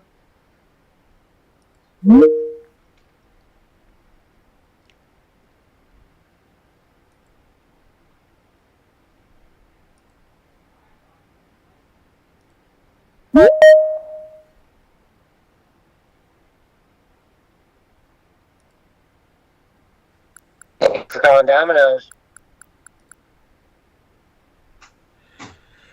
Hey. No. Domino's, can I take your order? 2 pepperoni pizzas, large, extra cheese. Excellent. Extra cheese. Good for you. Good for you. You only missed one thing on that order. You know what it was? What's that? Extra pepperoni, too. Yeah, well, that's true. I'd die if I eat pizza anymore, though. I have to make my cheese pizza. That's true. Yeah, I have to make I'd rather have one with everything on it than just. I do like garbage can pizza. Garbage can pizza's the best. I miss eating real pizza though. Can't do it anymore. Kills me. Where's that Willie character? When I was in Chicago, man, you always hear about Chicago and you hear about the deep dish pizza, right? But the deep dish pizza is not the good one. The good one is the stuffed pizza. Yeah. Right? It's very different than the deep dish. It's so much better. Yeah, is that the one that's like lasagna, or is that the deep dish? The layered Well, it's one? it's like the deep dish. It looks just like it, but they do like the bottom layer, and then they fill up the middle of it with all the cheese and everything, and then they put another layer of bread over the top of it, and then that's the one I'm talking and about. then the marinara on top. Yeah, and it comes out kind of like a calzone in a way. Or A stromboli, I should say. yeah, kind of like a stromboli, a little thicker, a little more meat to it, a little more cheese to it. But yeah, it's basically. I like stromboli. Good stromboli's awesome. I do too. I grew up next to one of the like right in the neighborhood of one of the famous East Coast pizza joints, and it was like homemade, hand tossed Italian style pizza, Italian style bread. Good stuff. Their family was they had a couple of the shops all over the country. Their family was from Sicily. They made good traditional hand tossed American pizza. Yeah, my son got some Domino's for us tonight. I had 3 pieces. It was pretty good. I haven't had Domino's in a while. It's not bad. Yeah. If I want pizza, I got to make my own these days. I used to like Pizza Hut, but I don't know. It's not the same anymore. No, they changed the crust like a decade and a half ago. They use Willie's cricket flour, from what I hear. Not surprised. Not surprised. Oh, there he is. Oh. David Hogg, welcome to the group. Hey, are you there? Sir, excuse me, sir. I am Hansel from Willie's Worm Farm. Willie is no good. This is Hansel. I am Hansel. You sound like Hansen, not Hansel. I am the Hansel Thunderbird. The Thunderbird. Sound like you're about to pour me a Slurpee. I am the best that ever was. No, I am the Hansel. No squeezing the juice. No squeezing the juice. Hello, how is everyone doing? Hey, Willie. Hi, how are you doing? Hi, is that Willie? Hi, Willie. Willie. No, it's Willard. Willie. It's Wilford. It's just Wilford. Just cousin Wilford. What you doing? Is that Hansel? Is that Hansel? Hi, Willie. Oh, man. Hey, y'all a mess, man. Doggone. It's true. That is true. All right, Willie. I can't wait to hear what you bring tonight. I know where you're coming. I saw your little meme you sent over to me, and yeah, whatever. That was AI. That was fake. Fake. Man, hi. I got a picture. I got a picture of this thing, this capsule, man. Hey, it's all burned up. It come into the atmosphere. That's AI enhanced. No, it come into the atmosphere, man, at 25,000 miles an hour, 33 times the speed of a bullet. Hey, it got all burned up. Hey, but guess what? The NASA emblem is uncharred. I showed you that picture. Because it's made out of titanium. Yeah. Titanium doesn't burn. That's because they would clean that thing up in Photoshop, Willie. They're not going to put out a thing where their logo's all messed up. No, the whole thing burned up except for the logo. Hey, this thing. Maybe they should make the whole thing out of the logo. You think there's something in there? You think there's something in the corner here? Wait, go, look. What's there? Nothing. Hey, I'm talking to my dog. Yeah, no, hey, a speeding bullet is 1,800 miles an hour. Hey, this thing was traveling at 22 to 24,000 miles an hour with no propulsion. Hey, y'all believe that? The real question is, does it melt steel beams at that speed? That's the question. Hey, in 1969, man, hey, it took the astronauts 3 days to get to the moon. It took these cats 5 days. Hey, and I went guess around if it we, That's three times. cruising speed. They yeah, needed to take pictures. yeah, I guess if we do it Now, 60 you do years from know. now, it's going to be twice as long. Now, Willie, you do know that the moon moves away from the Earth a little every year. So Yeah. it's going to take them longer because the moon had moved away so many, maybe even a mile Plus, or the more. universe is expanding, Willie. That's right, Yeah. expanding, not like Yeah, your brain. Hey, have y'all? Expanding like the belt size? What? All right, Doc, you understand the assignment? We're getting there. Okay, Hey, I got it. hey, y'all see the pictures? Hey, the moon from here to the moon, Well, it thank looks like a God great we're big round circle. 30 Hey, seconds, and when they Willie. they was in outer space, man, it looked like a little dot. What about inner space? Hey, they was closer to the moon than us, but it looked further away. Come on. Hey, and then That's old some girl, Rick she Moranis got in stuff right trouble. Hey, old girl got in trouble for saying there wasn't no stars in space, man. And here's your countdown: 5, 4, there. It is countdown. 3, 2, 1. Oh, God. And you're back Time to live pee. and on the radio side right now.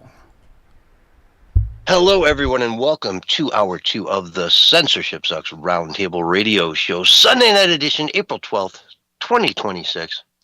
And if you're a longtime fan of the show, you know exactly what's coming up now. It's time where we sit down with Doc and talk football. What's going on, Doc?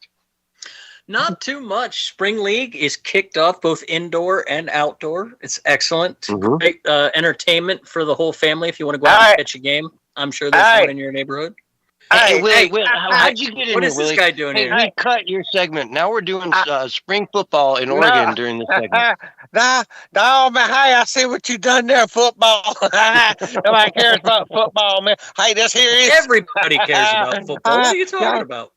Hey, y'all crack me up. Hey, this here's Willie Lee. Hey, I run Willie's Worm Farm down in Waldo, He has Florida, and Willie's delicious Cricket worms, Emporium up in Sandy Run, South Carolina, man. Look at here. Hey, we sell worm hot dogs and pea jugs too. That's right, pea jugs, man. Hey, there's a market for it. Where there's a market, hey, I'm gonna try to make a dime anywhere I can. Hey, and we broadcast in live. Dimes. Hey, yeah, hey, and you are currently on. You are currently on in partnership. That's right. Hey, that's the word, partnership with the Willie's Worm Farm Roundtable Radio Show. Hey, we are broadcasting. You cannot steal the name of the show. Yeah, That is Willie. illegal against the contract. Yeah, Thank you, Doc. man. Thank you. No, hey, but we are broadcasting live from the billboard out here in Sandy Run, South Carolina. Yeah. Out here on I-26, man. Hey, we are nationwide. Hey, and let me go Your ahead and CD introduce only my reaches guest. to the end of the driveway. Come on now. Yeah, no, hey, let me introduce Doc, my guest. Willie, let Doc talk. Willie, Doc is trying to talk now and then. You can't just take over the whole mic, okay? Let him talk now and then. It's possible. It's possible he could try. But I do, man. I let him talk. I heard what he said. The question is, Willie, when you're broadcasting nationwide like this, how many CB radios do you have to connect together to get nationwide? That's the question. Who doesn't? No, man. Hey, it's got to do with battery power, man. Battery power. Hey, and I got a big old hookup up here on this sign, battery power, and I got generators down here at the bottom, man. And what happens, man, is called a skip, and it skips from one truck to another truck. I see the truck got the antennas, man. And the broadcast skips from one truck to the other truck. So one truck could skip to a truck that's 50 miles away, and that truck will skip to a truck that's 50. It's called skip, man. Look it up. Hey, okay. But hold on, man. Who's running the generators? Are you using the monkeys to power the generators? Yeah. No, hey, yeah, them monkeys, they come in handy, man. I'm telling you. Oh, hey, these monkeys, hey, they work for nothing. I'm telling you, all you got to do is feed them, man. Hey, but man, you're sidetracking me, son. Come on. Hey, Hey, Willie, really yep, quick. I got a article here from the Gateway Pundit. Ape War. Two chimpanzee clans in Uganda violently turn on each other in the first recorded simian conflict. And yeah. scientists have no idea why. Okay, so these monkeys down there in Uganda, they're fighting each other. They were part of one tribe. They broke into two, and now they started going at each other, life and death type of war. I think it's No, because some of your monkeys got down there and taught them some nasty stuff and no. showed them CNN. No, man. Hey, and that's another story too, man. Hey, that's not. Hey, it's cause one tribe of monkeys stole the other tribe of monkeys' dogs. Y'all didn't know it, man, but monkeys I'm they down got for pet selling the dogs. monkeys weapons. Who's Yeah, in? no. Hey, We that's should get true, Aunt man. Mama Lou and go sell. We should get her speedboat, and we could sell the monkeys weapons. Yeah, but hey, listen here, Mark. I got something I want to tell you, man. I need to get Who? something out. Who? What? That ain't Mark interrupting. No, Who's that? that's I thought that Barry. was Mark. Oh, No, That's God. Doc. That's hey, Aunt Mama Lou. yeah, no, hey, y'all get me sidetracked, man. Come on, look, look Tell me at about the here. Hey, monkeys, though, Willie. Just come on, expand a little bit on it. Did you have yeah, anything to do with this? yeah, no, you got to hold on, man. We got to say one thing to say something else, and then after we say that something else, we got something else to say, man. Hey, it's called a That is comedy show. Hey, that's that is what I'm how the putting on conversation right goes. here. I'm putting it on. I better than taking it off, man. Hey, but I want to introduce everybody. I got to say hellos and do all my niceties and stuff, man. I want to introduce on my Willie's Worm Farm Roundtable Radio show right now. We have in our studio There you go. You Just can't give call him it the that, name of Willie. the You can't show. call it that. and John Galt and Mark Wojah something. Hey, he's the producer. No, hey, I want to introduce y'all. And hey, as far as them monkeys go, them monkey wars, they've been going on for a while, man. Hey, and it ain't none of my monkeys. Hey, but I went down there and to see what was going on one time, man. Hey, because I was worried that my monkeys was going to do the same thing. Hey, y'all remember way back when my monkeys they had an uprising. Man, somebody that was that old I was Burt going to Cuddles, I ask you think it about was. that. Did you use them to fight the gators to get your No, brother-in-laws out so you could use them for your immigration scam again? Is that yeah, the war you're talking about? Right? You're no, scammed, no, Willie? no, Mark. What happened was Burt Who? Cuddles had left. He Who? left That the wasn't Mark. TV That I'm was not station. Mark. Now, In That's not Mark. I thought, huh? That's not Mark. That's Doc. Oh, that's the guy you owe money to, Willie. That's the guy you I, need money from, Hey, right? Be nice to him. yeah, and by the way, how much money did you say he needed to send you again? He told me yeah, before the show that he was unclear about that. It's true. yeah, I see what you're trying to do right now, man. You're trying to sidetrack me again, man. I got some stuff I want to tell y'all. Hey, and y'all keep getting in there, and I ain't getting nowhere. I'm spinning my wheels. You know what I'm saying? Spinning my wheels, son. Look, I'm trying to tell y'all a story about something that happened way back when, so that our viewers can get a perspective and a grasp of the situation.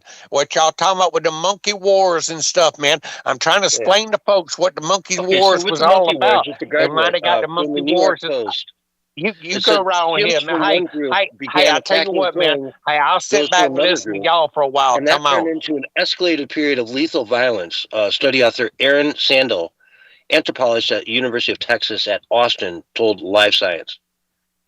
I mean, they're actually going at it. Lethal violence, Willie. What do you think of that? Man, I'm trying to tell you what I think of it, and you won't let me. Look at here.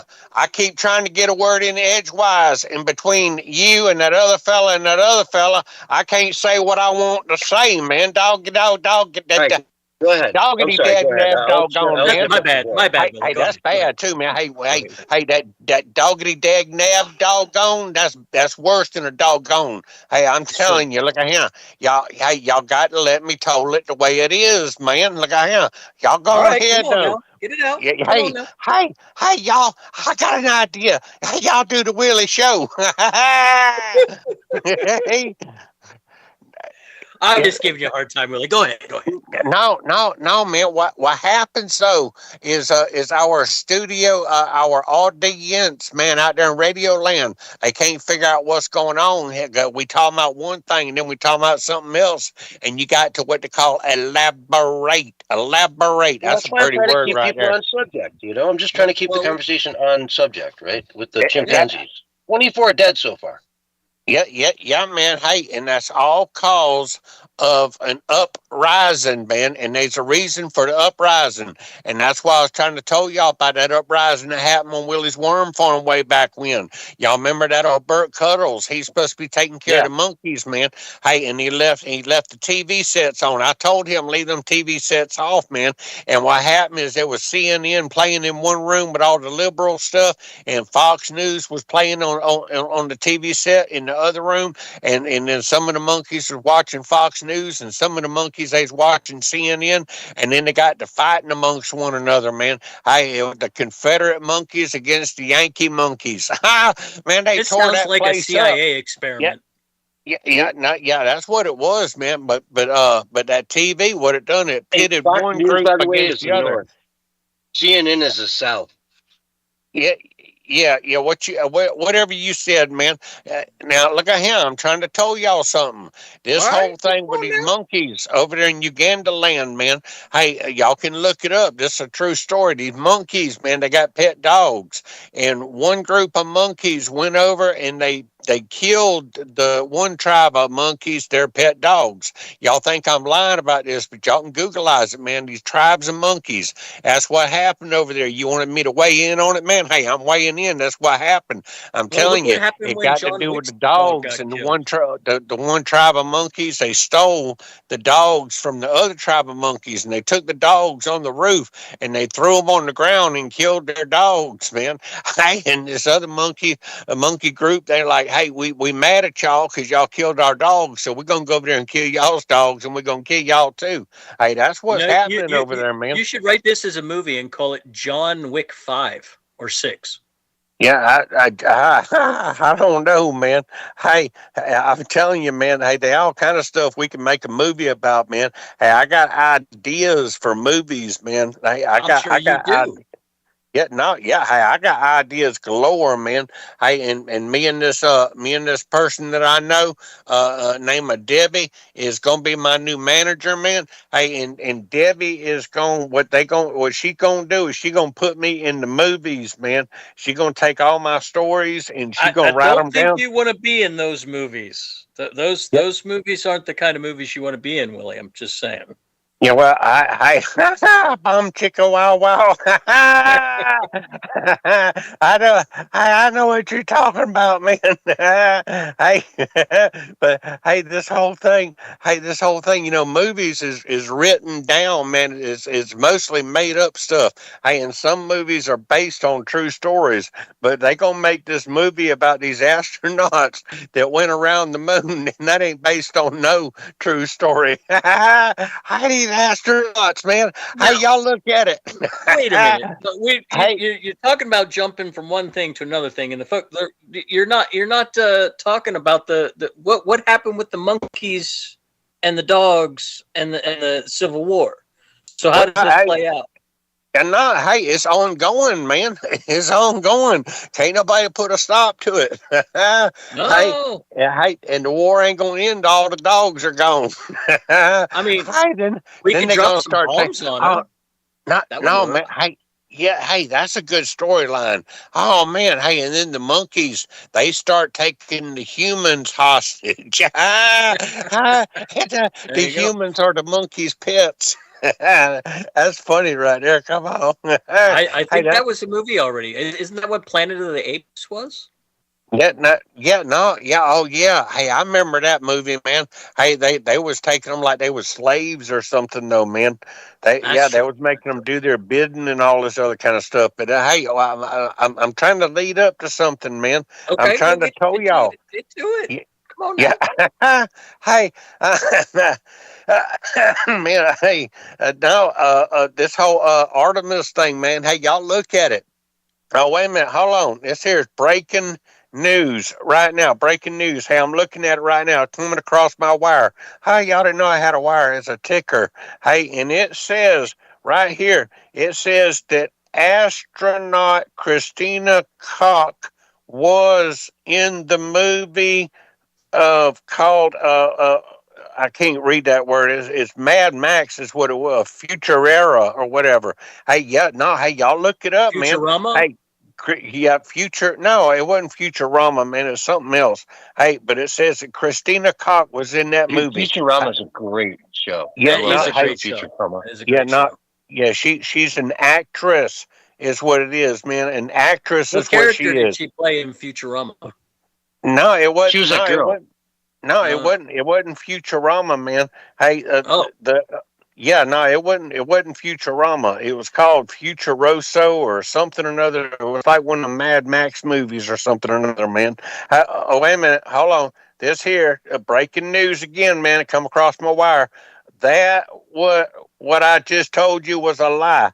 That was a different Christine Koch. There was a Christine Koch that was in that movie. Yeah, but it wasn't the same astronaut, Christine Koch. Oh, look at him. Hey, hey, you see how stuff like that worked out, man? Hey, you think you got the happens that truth, way sometimes. and then you ain't. Oh, wait a minute. Hold on. This coming across the wire right now. Uh, Really, it's called actress, research. Don't just read the actress, wire. Like, you got to look into actress stuff. Amy Farrah Fowler from Big Bang Theory is really Christina Koch. You can look at the resemblance and tell. Oh, wait a minute. Hold on. Uh, wait a minute. Hey, this come across the wire This too. sounds That was like you're doing a bit, Willie. This doesn't yeah. sound like you're telling us news. This sounds like No, a bit. no. Yeah, Hey, it sounds like a bit. no. It's news, man. It's news. That's what people out there are saying. I They're don't even saying hear that the all. ticker going. I don't even hear the Yeah, ticker going. Yeah, there yeah, should be a but tick, tick, tick, yeah, tick, tick, tick, tick, tick, tick in tick, the tick, background. tick, tick, tick, tick, tick. No, hey, this is new. This is what people's believing, man. Hey, but what was true and what ain't true, man. You got to do your You own said you had a research, ticker, man. and I don't hear it ticking. That's all I'm saying. You That got to researcherize stuff, man. Hey, No, makes you you hey, sound do. You're the one reading untrustworthy. hey, stuff, and then you tickety, 2 seconds tickety, later tick, tell tick, us you're tick, wrong. tick. Hey, breaking news. Breaking news again, man. Donald Trump just announced that if Iran does not stop blocking the Strait of Hormuz, the United States is going to block the Strait of Hormuz. What he said, Donald Trump. Oh, he's already past that. Yeah, that's a done deal. Yeah, Donald Trump come It's out a and he beautiful said, move. y'all Beautiful, need to brilliant quit. move. Y'all need to quit blocking the strait, or we're going to block the strait.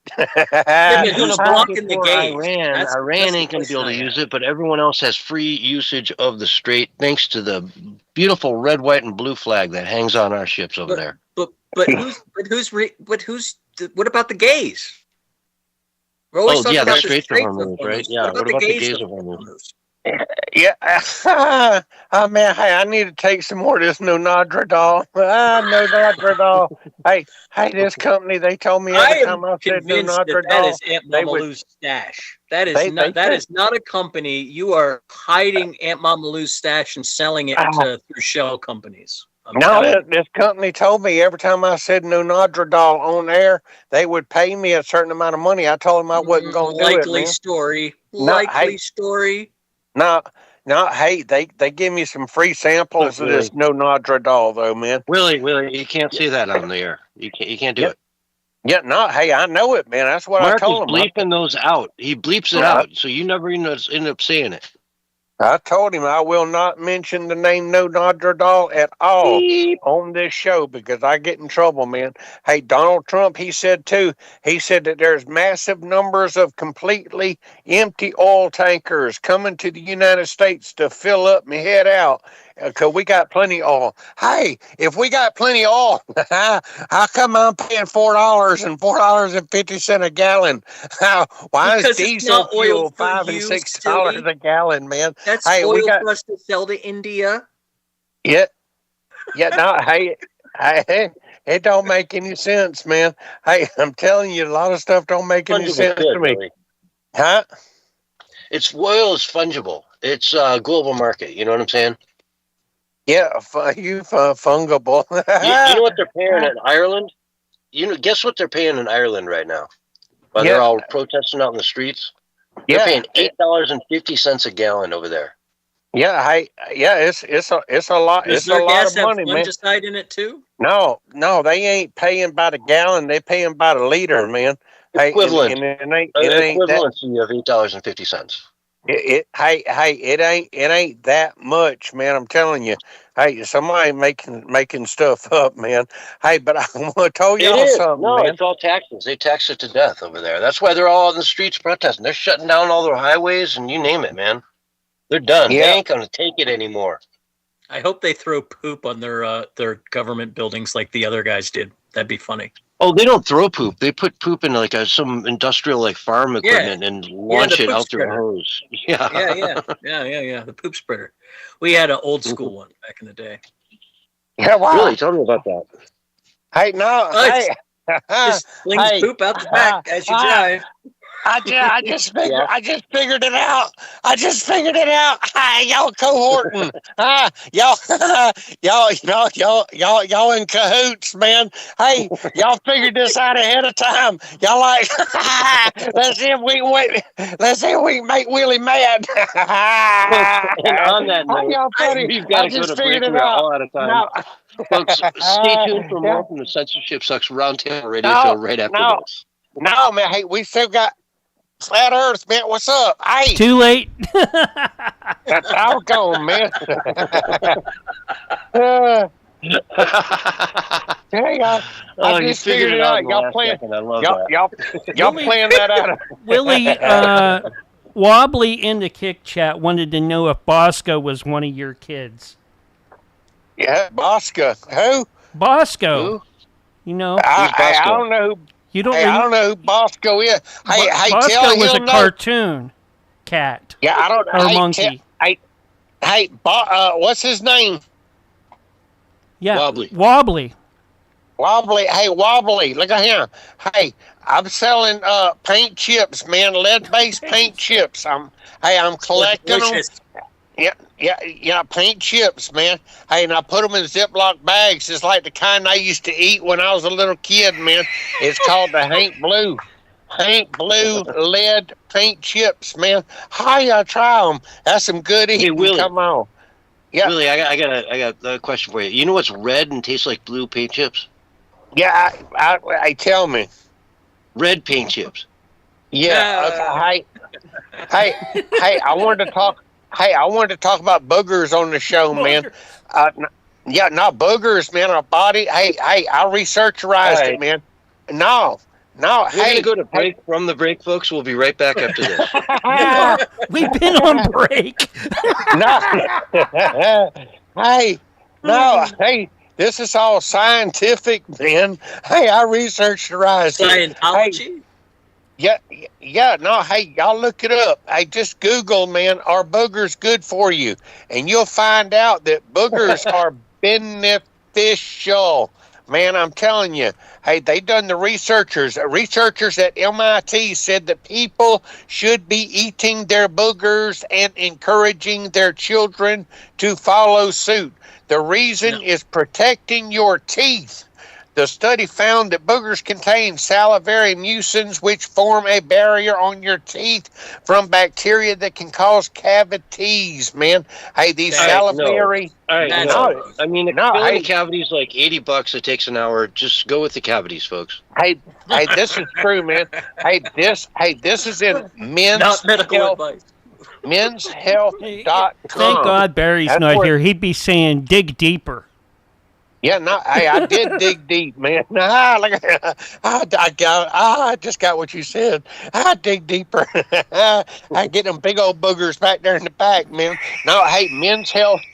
That's menshealth.com is where that article came from, man. Don't So tickle your brain wire up there. it is bona fide and it is verified, man. Hey, have y'all got any more news on the amputee cornhole player, man? Hey, he said it was self-defense. Y'all remember that guy? His name was Dayton Weber. Y'all remember him? He ain't got no arms and ain't got no video legs, and he came out shot of him somebody. doing drugs. Yeah. Did you see the video of him doing handstand or doing a stump stand to do drugs Yeah. off the floor? Yeah, he was snorting cocaine or something, man. I don't know. I can't defame the man because I don't know for sure, but that would have looked like to me. Yeah. That was some funny stuff. Dude, I still have 18 articles that we haven't touched. Hey, I want to talk about some more boogers, though, man. This here, Well, that's a lot of articles to touch. Our body makes boogers to protect us from viruses. Or if we should plan the show for the next segment now that Willie's done. Because right now we have just a couple minutes to talk about it. There are a few things I'd like to cover, Doc. I want to go to Ireland. We could do rapid fire. We could do rapid fire headlines. Let's go Ireland, then let's do some rapid fire. Hey, y'all ain't back from break yet, man. At all. 30 seconds. No booger. 30 seconds. See there? Look at him. Love you, Willie. We'll see you next week. Love y'all, man. We'll talk to you a little bit later on. If you want to do a half hour on boogers, we'll just mute. Hey, I could, man. And here's your countdown. 5, 4, 3, 2, 1. And you're back live and on the radio side, right? Wait for it. Now. Hello, everyone, and welcome back to the Censorship Sucks Roundtable Radio Show, Hour 2, Section 2, April 12th, 2026. And did I just dodge a bullet for y'all? You have no idea what you missed in the break, but I dodged a bullet for y'all. We're not going to go where Willie wanted us to go. We're going to cover some news here. Ireland is rising up and about to explode. It's been 4 or 5 days now of them getting sick of it. The Irish government is bringing out the military to stop them from protesting. And, the main headline here is the cost of gas. I looked it up. $8.50 a gallon is what they're paying, the equivalent of $8.50 a gallon, which is ridiculous. Like California doesn't even pay that much, That's diesel prices in California. Yeah, their diesel prices are even more crazy. And yeah, exactly. All the farmers, all the truckers, everyone, they're pissed. And the thing about it is 60% of that cost is just taxes. So the government could literally turn it down tomorrow and say, okay, let's tune it down to $6.50 a gallon. Are you guys happy? Yes, we're happy. Thank you. A little relief. I think a lot of people in America say, hey, what we're doing in Iran is a worthy cause. And so if gas prices go up for a little bit to $4, $4.25, whatever it is, I think 15, last I paid. Okay, $3.15 was better, but for a little time, if it helps Iran and they actually make a difference over there, then I'm willing to bite the bullet a little bit, right? But they're over there, $8.50 a gallon, and it's just insane. They don't understand. They don't want any of this stuff. They're and they just want some relief, and they're not getting it. And so big things are going on over there. Conor McGregor was a big part of it, saying they need to just step down. People need to really step down so that we can, make Ireland great again. They're sick of it, folks. It's a big thing, and it's spreading like crazy. And so keep an eye over there because I expect to see a lot more out of this. It's not going to just end. We're getting to the point where I think a lot of these countries over in Europe need to start fighting. And I hate to say that, but I think they need to really start fighting and defending their country and going out there. And when somebody's on the bus harassing a woman and there's 10 men on there and they see this happen, they just start beating the crap out of the guy and throw him off the bus. And it's at some point, things are going to crack. and they're not going to put up with this anymore. You know? Yeah, no, I've heard some pretty dire reports from economic guys that I follow for doing my Saturday crypto show. Shameless plug. We are heading towards a disaster in Europe. There is a serious, serious problem coming from three different directions. One is, of course, like you said, the taxes. Two is the degrowth propositions that have been going forward in all of these countries in Europe. And what degrowth is basically deindustrializing, getting rid of all of their industrial base, getting rid of all of their coal and power plants and trying to replace it with sunshine and rainbows and windmills. And then, of course, you have the third part of it, which is what's going on in Iran. And so you converge all of those things together, and Europe is being absolutely destroyed economically. And then you sprinkle a little foreign immigration wave of a couple million on top of it. Yeah. And Exactly. you have a whole pile of TNT just waiting to go up. It is a real serious possibility that parts of Europe descend into civil war over the next 5 to 10 years. Yeah, in a big way. And it's not going to be pretty, folks. It's literally survival at this point. You know what I mean? They're getting to the point where, you know, you can't run. Germany's got all these cars they build, right? These big, beautiful cars, the Mercedes, BMWs, Volkswagen, you know, they're the heart of Europe as far as like kicking out the best and most beautiful cars, Porsches, you know, and their electrical costs for their factories are ridiculous. You can't run a car manufacturing facility on solar unless you're going to give them like half the country to just bury in solar panels. You know what I'm saying? Yeah, it doesn't work. They've done some real damage to their own economy with that stuff. Then you just add all this other crazy in with it, and it's out of hand. And they had the nuclear, like France did. France had the nuclear. Germany had the nuclear. They both said, let's not use it anymore. But Germany went and decommissioned it all. Yeah. You know, and like just irreversibly like destroyed all their nuclear. So they can't just turn them back on in a pinch. France can. France has. You know, and Germany Ireland, not so much. Yeah, Ireland and UK have all that oil up in the North Sea that they don't touch. They don't do anything with. There's coal they don't do anything with. I mean, they have the resources. They've just chosen not to do it. And then when you cut their supply that they're getting from a foreign country to half or less, and now they have to buy on the open market, I mean, you're causing economic damage that will take years to recover from. Yeah. Now, I would hope that this whole thing going on in Iran is going to be short-lived. If I'm still paying, you know, $4 plus for gas halfway, you know, 4th of July times, right? I'm pissed. If this is still going on in 3 months from now, like, I'm pissed. This didn't work out. This is not what we wanted. And again, we talked about Donald Trump shooting for the moon, and hopefully you get there. You know what I'm saying? And this is a big part of it. You got to get this thing stabilized so that world gas prices are under control here. And right away, like soon. This can't be months and months. He said something about like what we did in Venezuela. You expect something like that. Yeah. You know, I mean, well, we'll see how that plays out. I don't know. I couldn't, like I said, I couldn't tell you for sure what's going on over there. I don't think we're getting any real good information. I think that's intentional on all sides. I think everybody's doing their propaganda thing.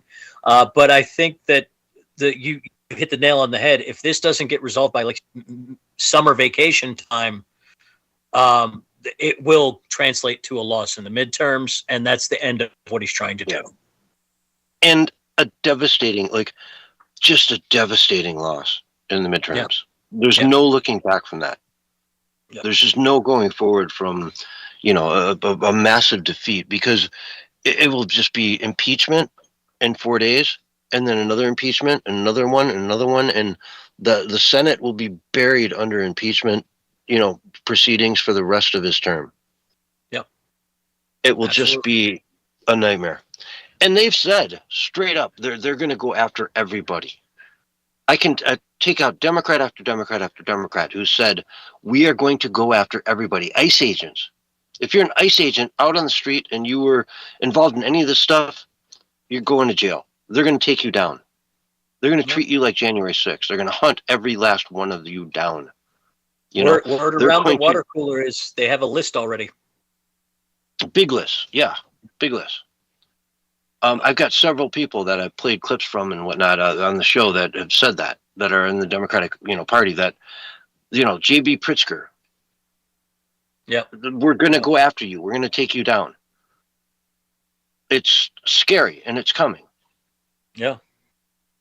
And so, we start losing ground here, then it's gone forever. There's no taking it back. The minute, if they take control of the House and the Senate, the left does, team left, and they get the presidency in another 2 years, the Supreme Court will be completely changed. It'll be stacked with 25 people in it, and they will all be stark raving liberals. Yep. And on and on and on. If you don't know what a woman is, you qualify to be on the Supreme Court. That's going to be their standard. What is a woman? Be like I have no 35, clue. 40 years old, so they'll be there for 40 years. Exactly. It'll just we'll have a Supreme Court with 150 people on it in 30 years from now. It's just there's no coming back from it. I'm telling you, folks, they're going to change the way elections are done. They're going to change every single law out there. God, in Hungary right now, Viktor Orban just conceded defeat today. They had an election today. He conceded defeat. Viktor Orban is gone. They've got a globalist in there, Peter Magyar. He's going to be the next prime minister. And I'll tell you what, he's a raving stark left liberal. So Hungary, gone, Now they're just France. The borders will open up. It will change. And watch Hungary. I mean, I'm always covering Europe and what's going on over there because it's just a microcosm of what's coming here. What's coming here next?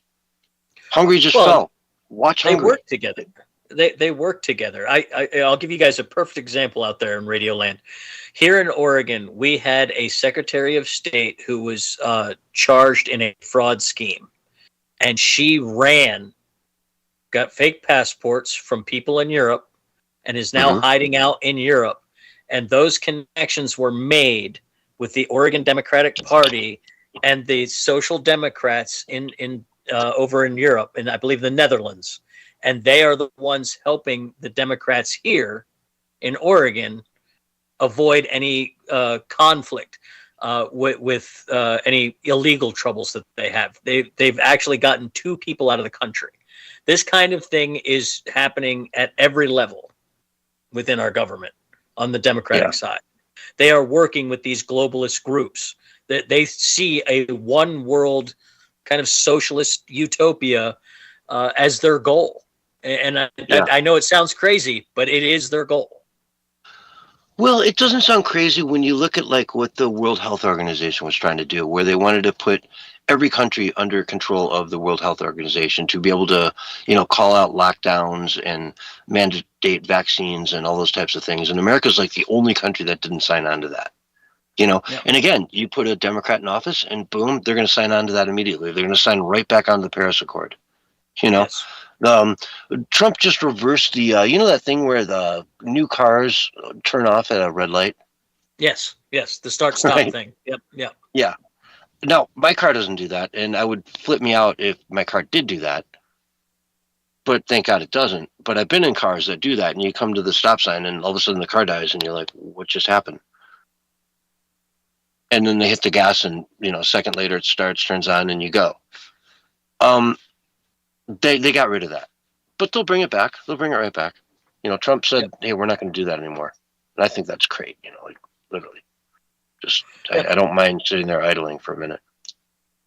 It's so hard on the vehicle. So very hard on the vehicle. Exactly. And one of these times, I mean, your car turns off every time you go to stop sign. Eventually it's just not going to turn on. You're going to be sitting there like hitting the gas going, what's up? Yep. Yeah. That's the thing. They just want to, these people want to limit freedom. They want to stop you from being American, and they want you to become European. That's what they want.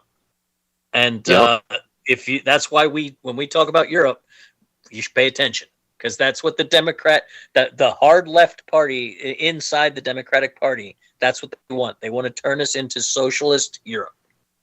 Yeah. Now, in the few minutes we have left, I've got a bunch of articles here, so let's just roll through some of these. The front runner for the 2024 presidential election on the Democratic side just was released from prison the other day and moved to a halfway house. Michael Avenatti, right? Remember him? Yeah. Yeah. Yeah. Front runner for 2024 presidential election, Michael Avenatti is out of jail. And he's going to be in a halfway house in a couple of years over in Long Beach. And good for him. You know, he tried to take down one of your local companies, Nike, with a $25 million extortion scam. Remember that? Oh, yeah. I remember that lawsuit. Yep. Didn't know it was him, but yeah. No, I mean, it's keep an eye on him. These kind of scumbags don't go away forever.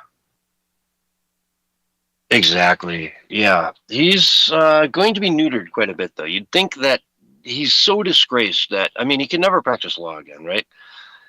That's true. And CNN had this guy on like literally 4 times a day. You know, They loved him.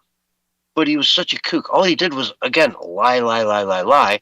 And that's why everybody hates Trump so much, because they put on schmucks like this guy who came out and lied through his teeth about Donald Trump. And they just believe it all. Yep. You know, that's the scary part. Like, these people believe it. Yep, they do, unfortunately. Anyway, John Cleese. Let's get to John Cleese for a minute here from Monty Python.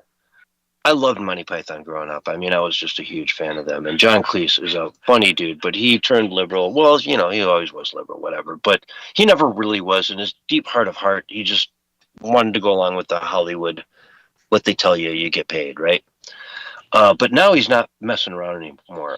Somebody posted on Twitter, on X, the BBC has announced that the UK educational system wasn't built for black children, and the problem it was built for whiteness. Anti-white racism at the BBC is incredible. They really do despise us. So John Cleese replied, it was built for British children because it was in Britain.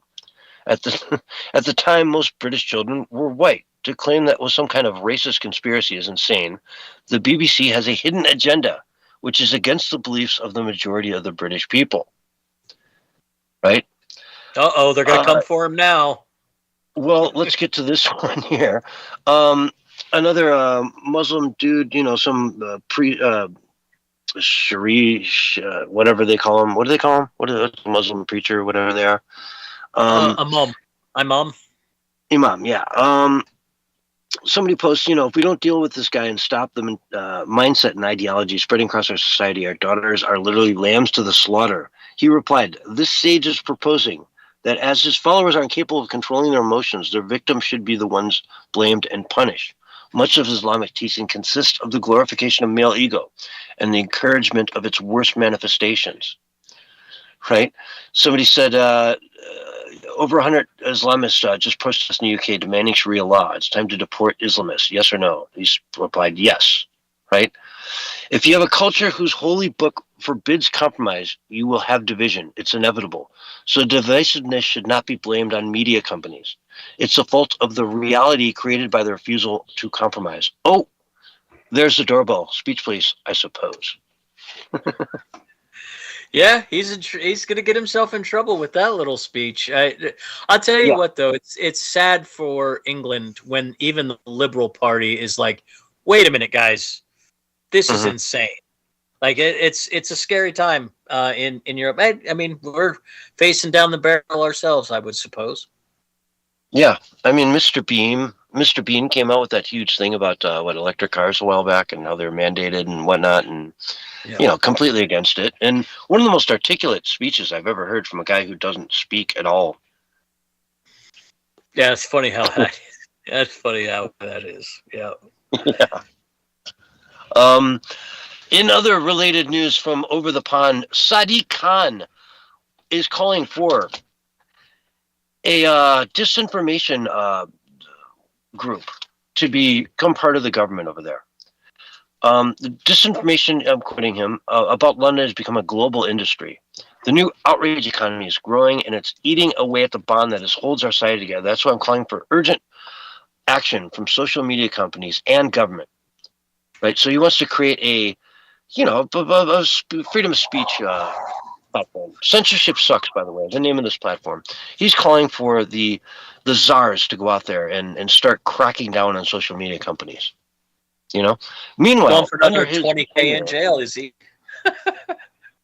right? Yeah, Sorry, I mean, go ahead. Go ahead. no, what is it? 30 people a day they're arresting over there for thought crimes. Yeah, he's trying to up those numbers. Mm-hmm. Knife crime up 27%, robbery up 57% since he became, the governor there, or the mayor there.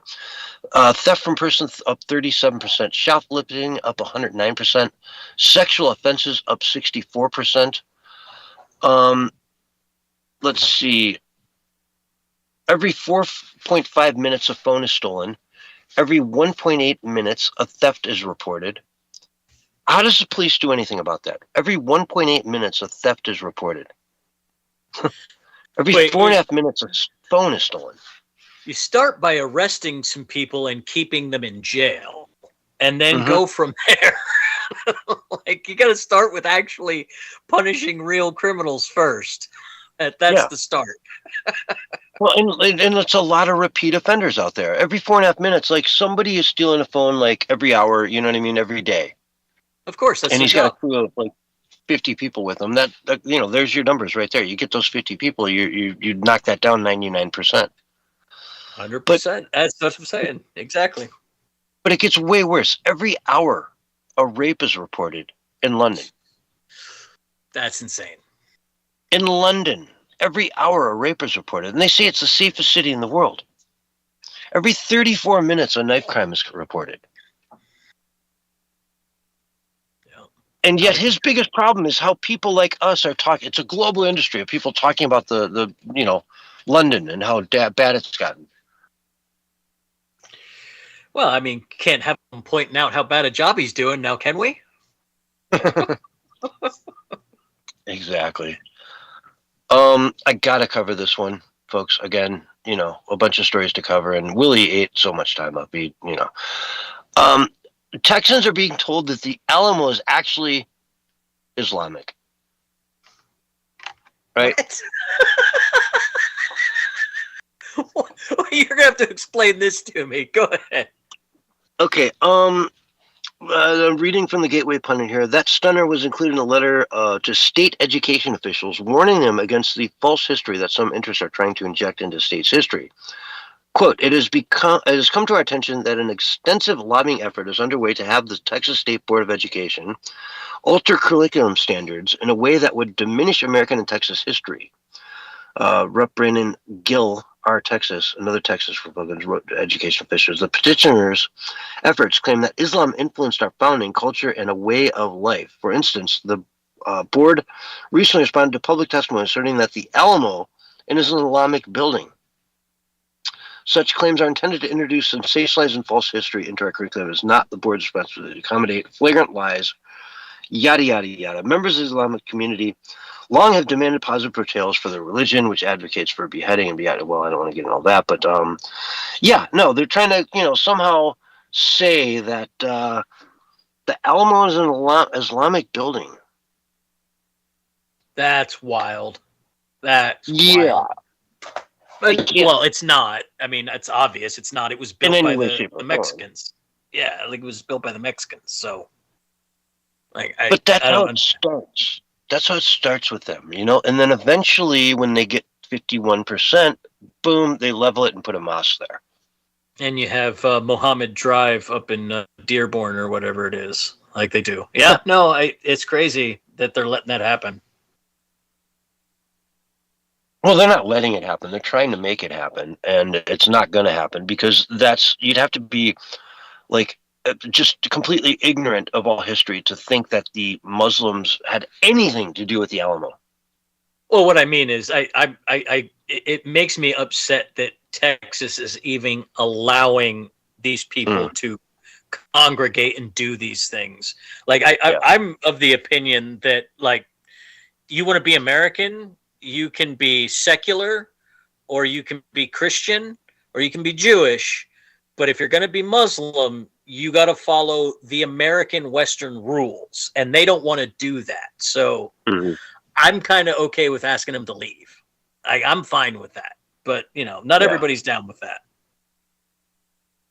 Exactly. And I guess one of the last stories we'll cover tonight, 19 Republicans now back Maria Salazar's Amnesty for Illegals Act, right? So House Republicans, there's a group of them, and they put together the Dignity Act, which is amnesty across the board. They're trying to say that it won't cover the people that Biden let in, but they have no way of doing that. It will put 22 million illegals here in the United States on track for citizenship, on the path to the vote. And it's just no. How about no? Absolutely no. Yeah, how about hell no? Yeah. Michael Lawler, David Valadao, Dan Newhouse, Washington, Mike Kelly, Pennsylvania, Fitzpatrick, Pennsylvania, Evans, Colorado. It goes on and on and on. Folks, call their offices. Let them know that this can never happen. No, thank you. I bet any money, if you dug into this a little bit, it would be the beef industry, the agro industry, and the warehouse industries. The larger, well, and the Small Business Association, you know what I mean, like things like that are behind this. Yeah. They don't want to get rid of their illegals. Yeah, they want the cheap labor and remittances to leave the country. Like, we pay you, half of what we paid, somebody who grew up in America, but also you're going to send half that back home anyway. So what do we care? It's not even going to make it into the community. The whole thing is, hey, we got this great factory that's coming to the city. Well, so what if all the money leaves? What do you get out of that? You get the pollution. The pollution, the traffic, the potholes, all that stuff. But anyway, folks, time to wrap it up. This has been the Censorship Sucks Roundtable Radio, the fastest 2 hours of radio. We're going to wrap it up here. Thanks so much for listening, and we will see you this Wednesday night at 6 o'clock p.m. Eastern Time. Thanks so much for listening. Thanks, guys. Did a great job. Excellent. It was fun tonight. Good show tonight. Yeah, it was. Did you have fun harassing Willie? Oh, yeah. I did. It was funny. I loved it how he kept calling Doc me. Yeah. Like, I wasn't even interrupting this time, How many... I did come in and say, hey, that's not me. Yeah, exactly. Hey, that's not me. You didn't expect Doc to be talking over him the whole time. Yeah. It was good. It was funny. All right, gentlemen. I'm going to get out of here. You guys have a good one. All right. Man, peace. Thanks, everybody, for tuning in. I appreciate each and every one of you, wherever you're at, whenever you're at, and whoever you are. Thanks, guys, again. I'm going to host this out to Nix Von Wolf tonight. So stand by and go ahead and give Nix and Aiden a lot of love over there.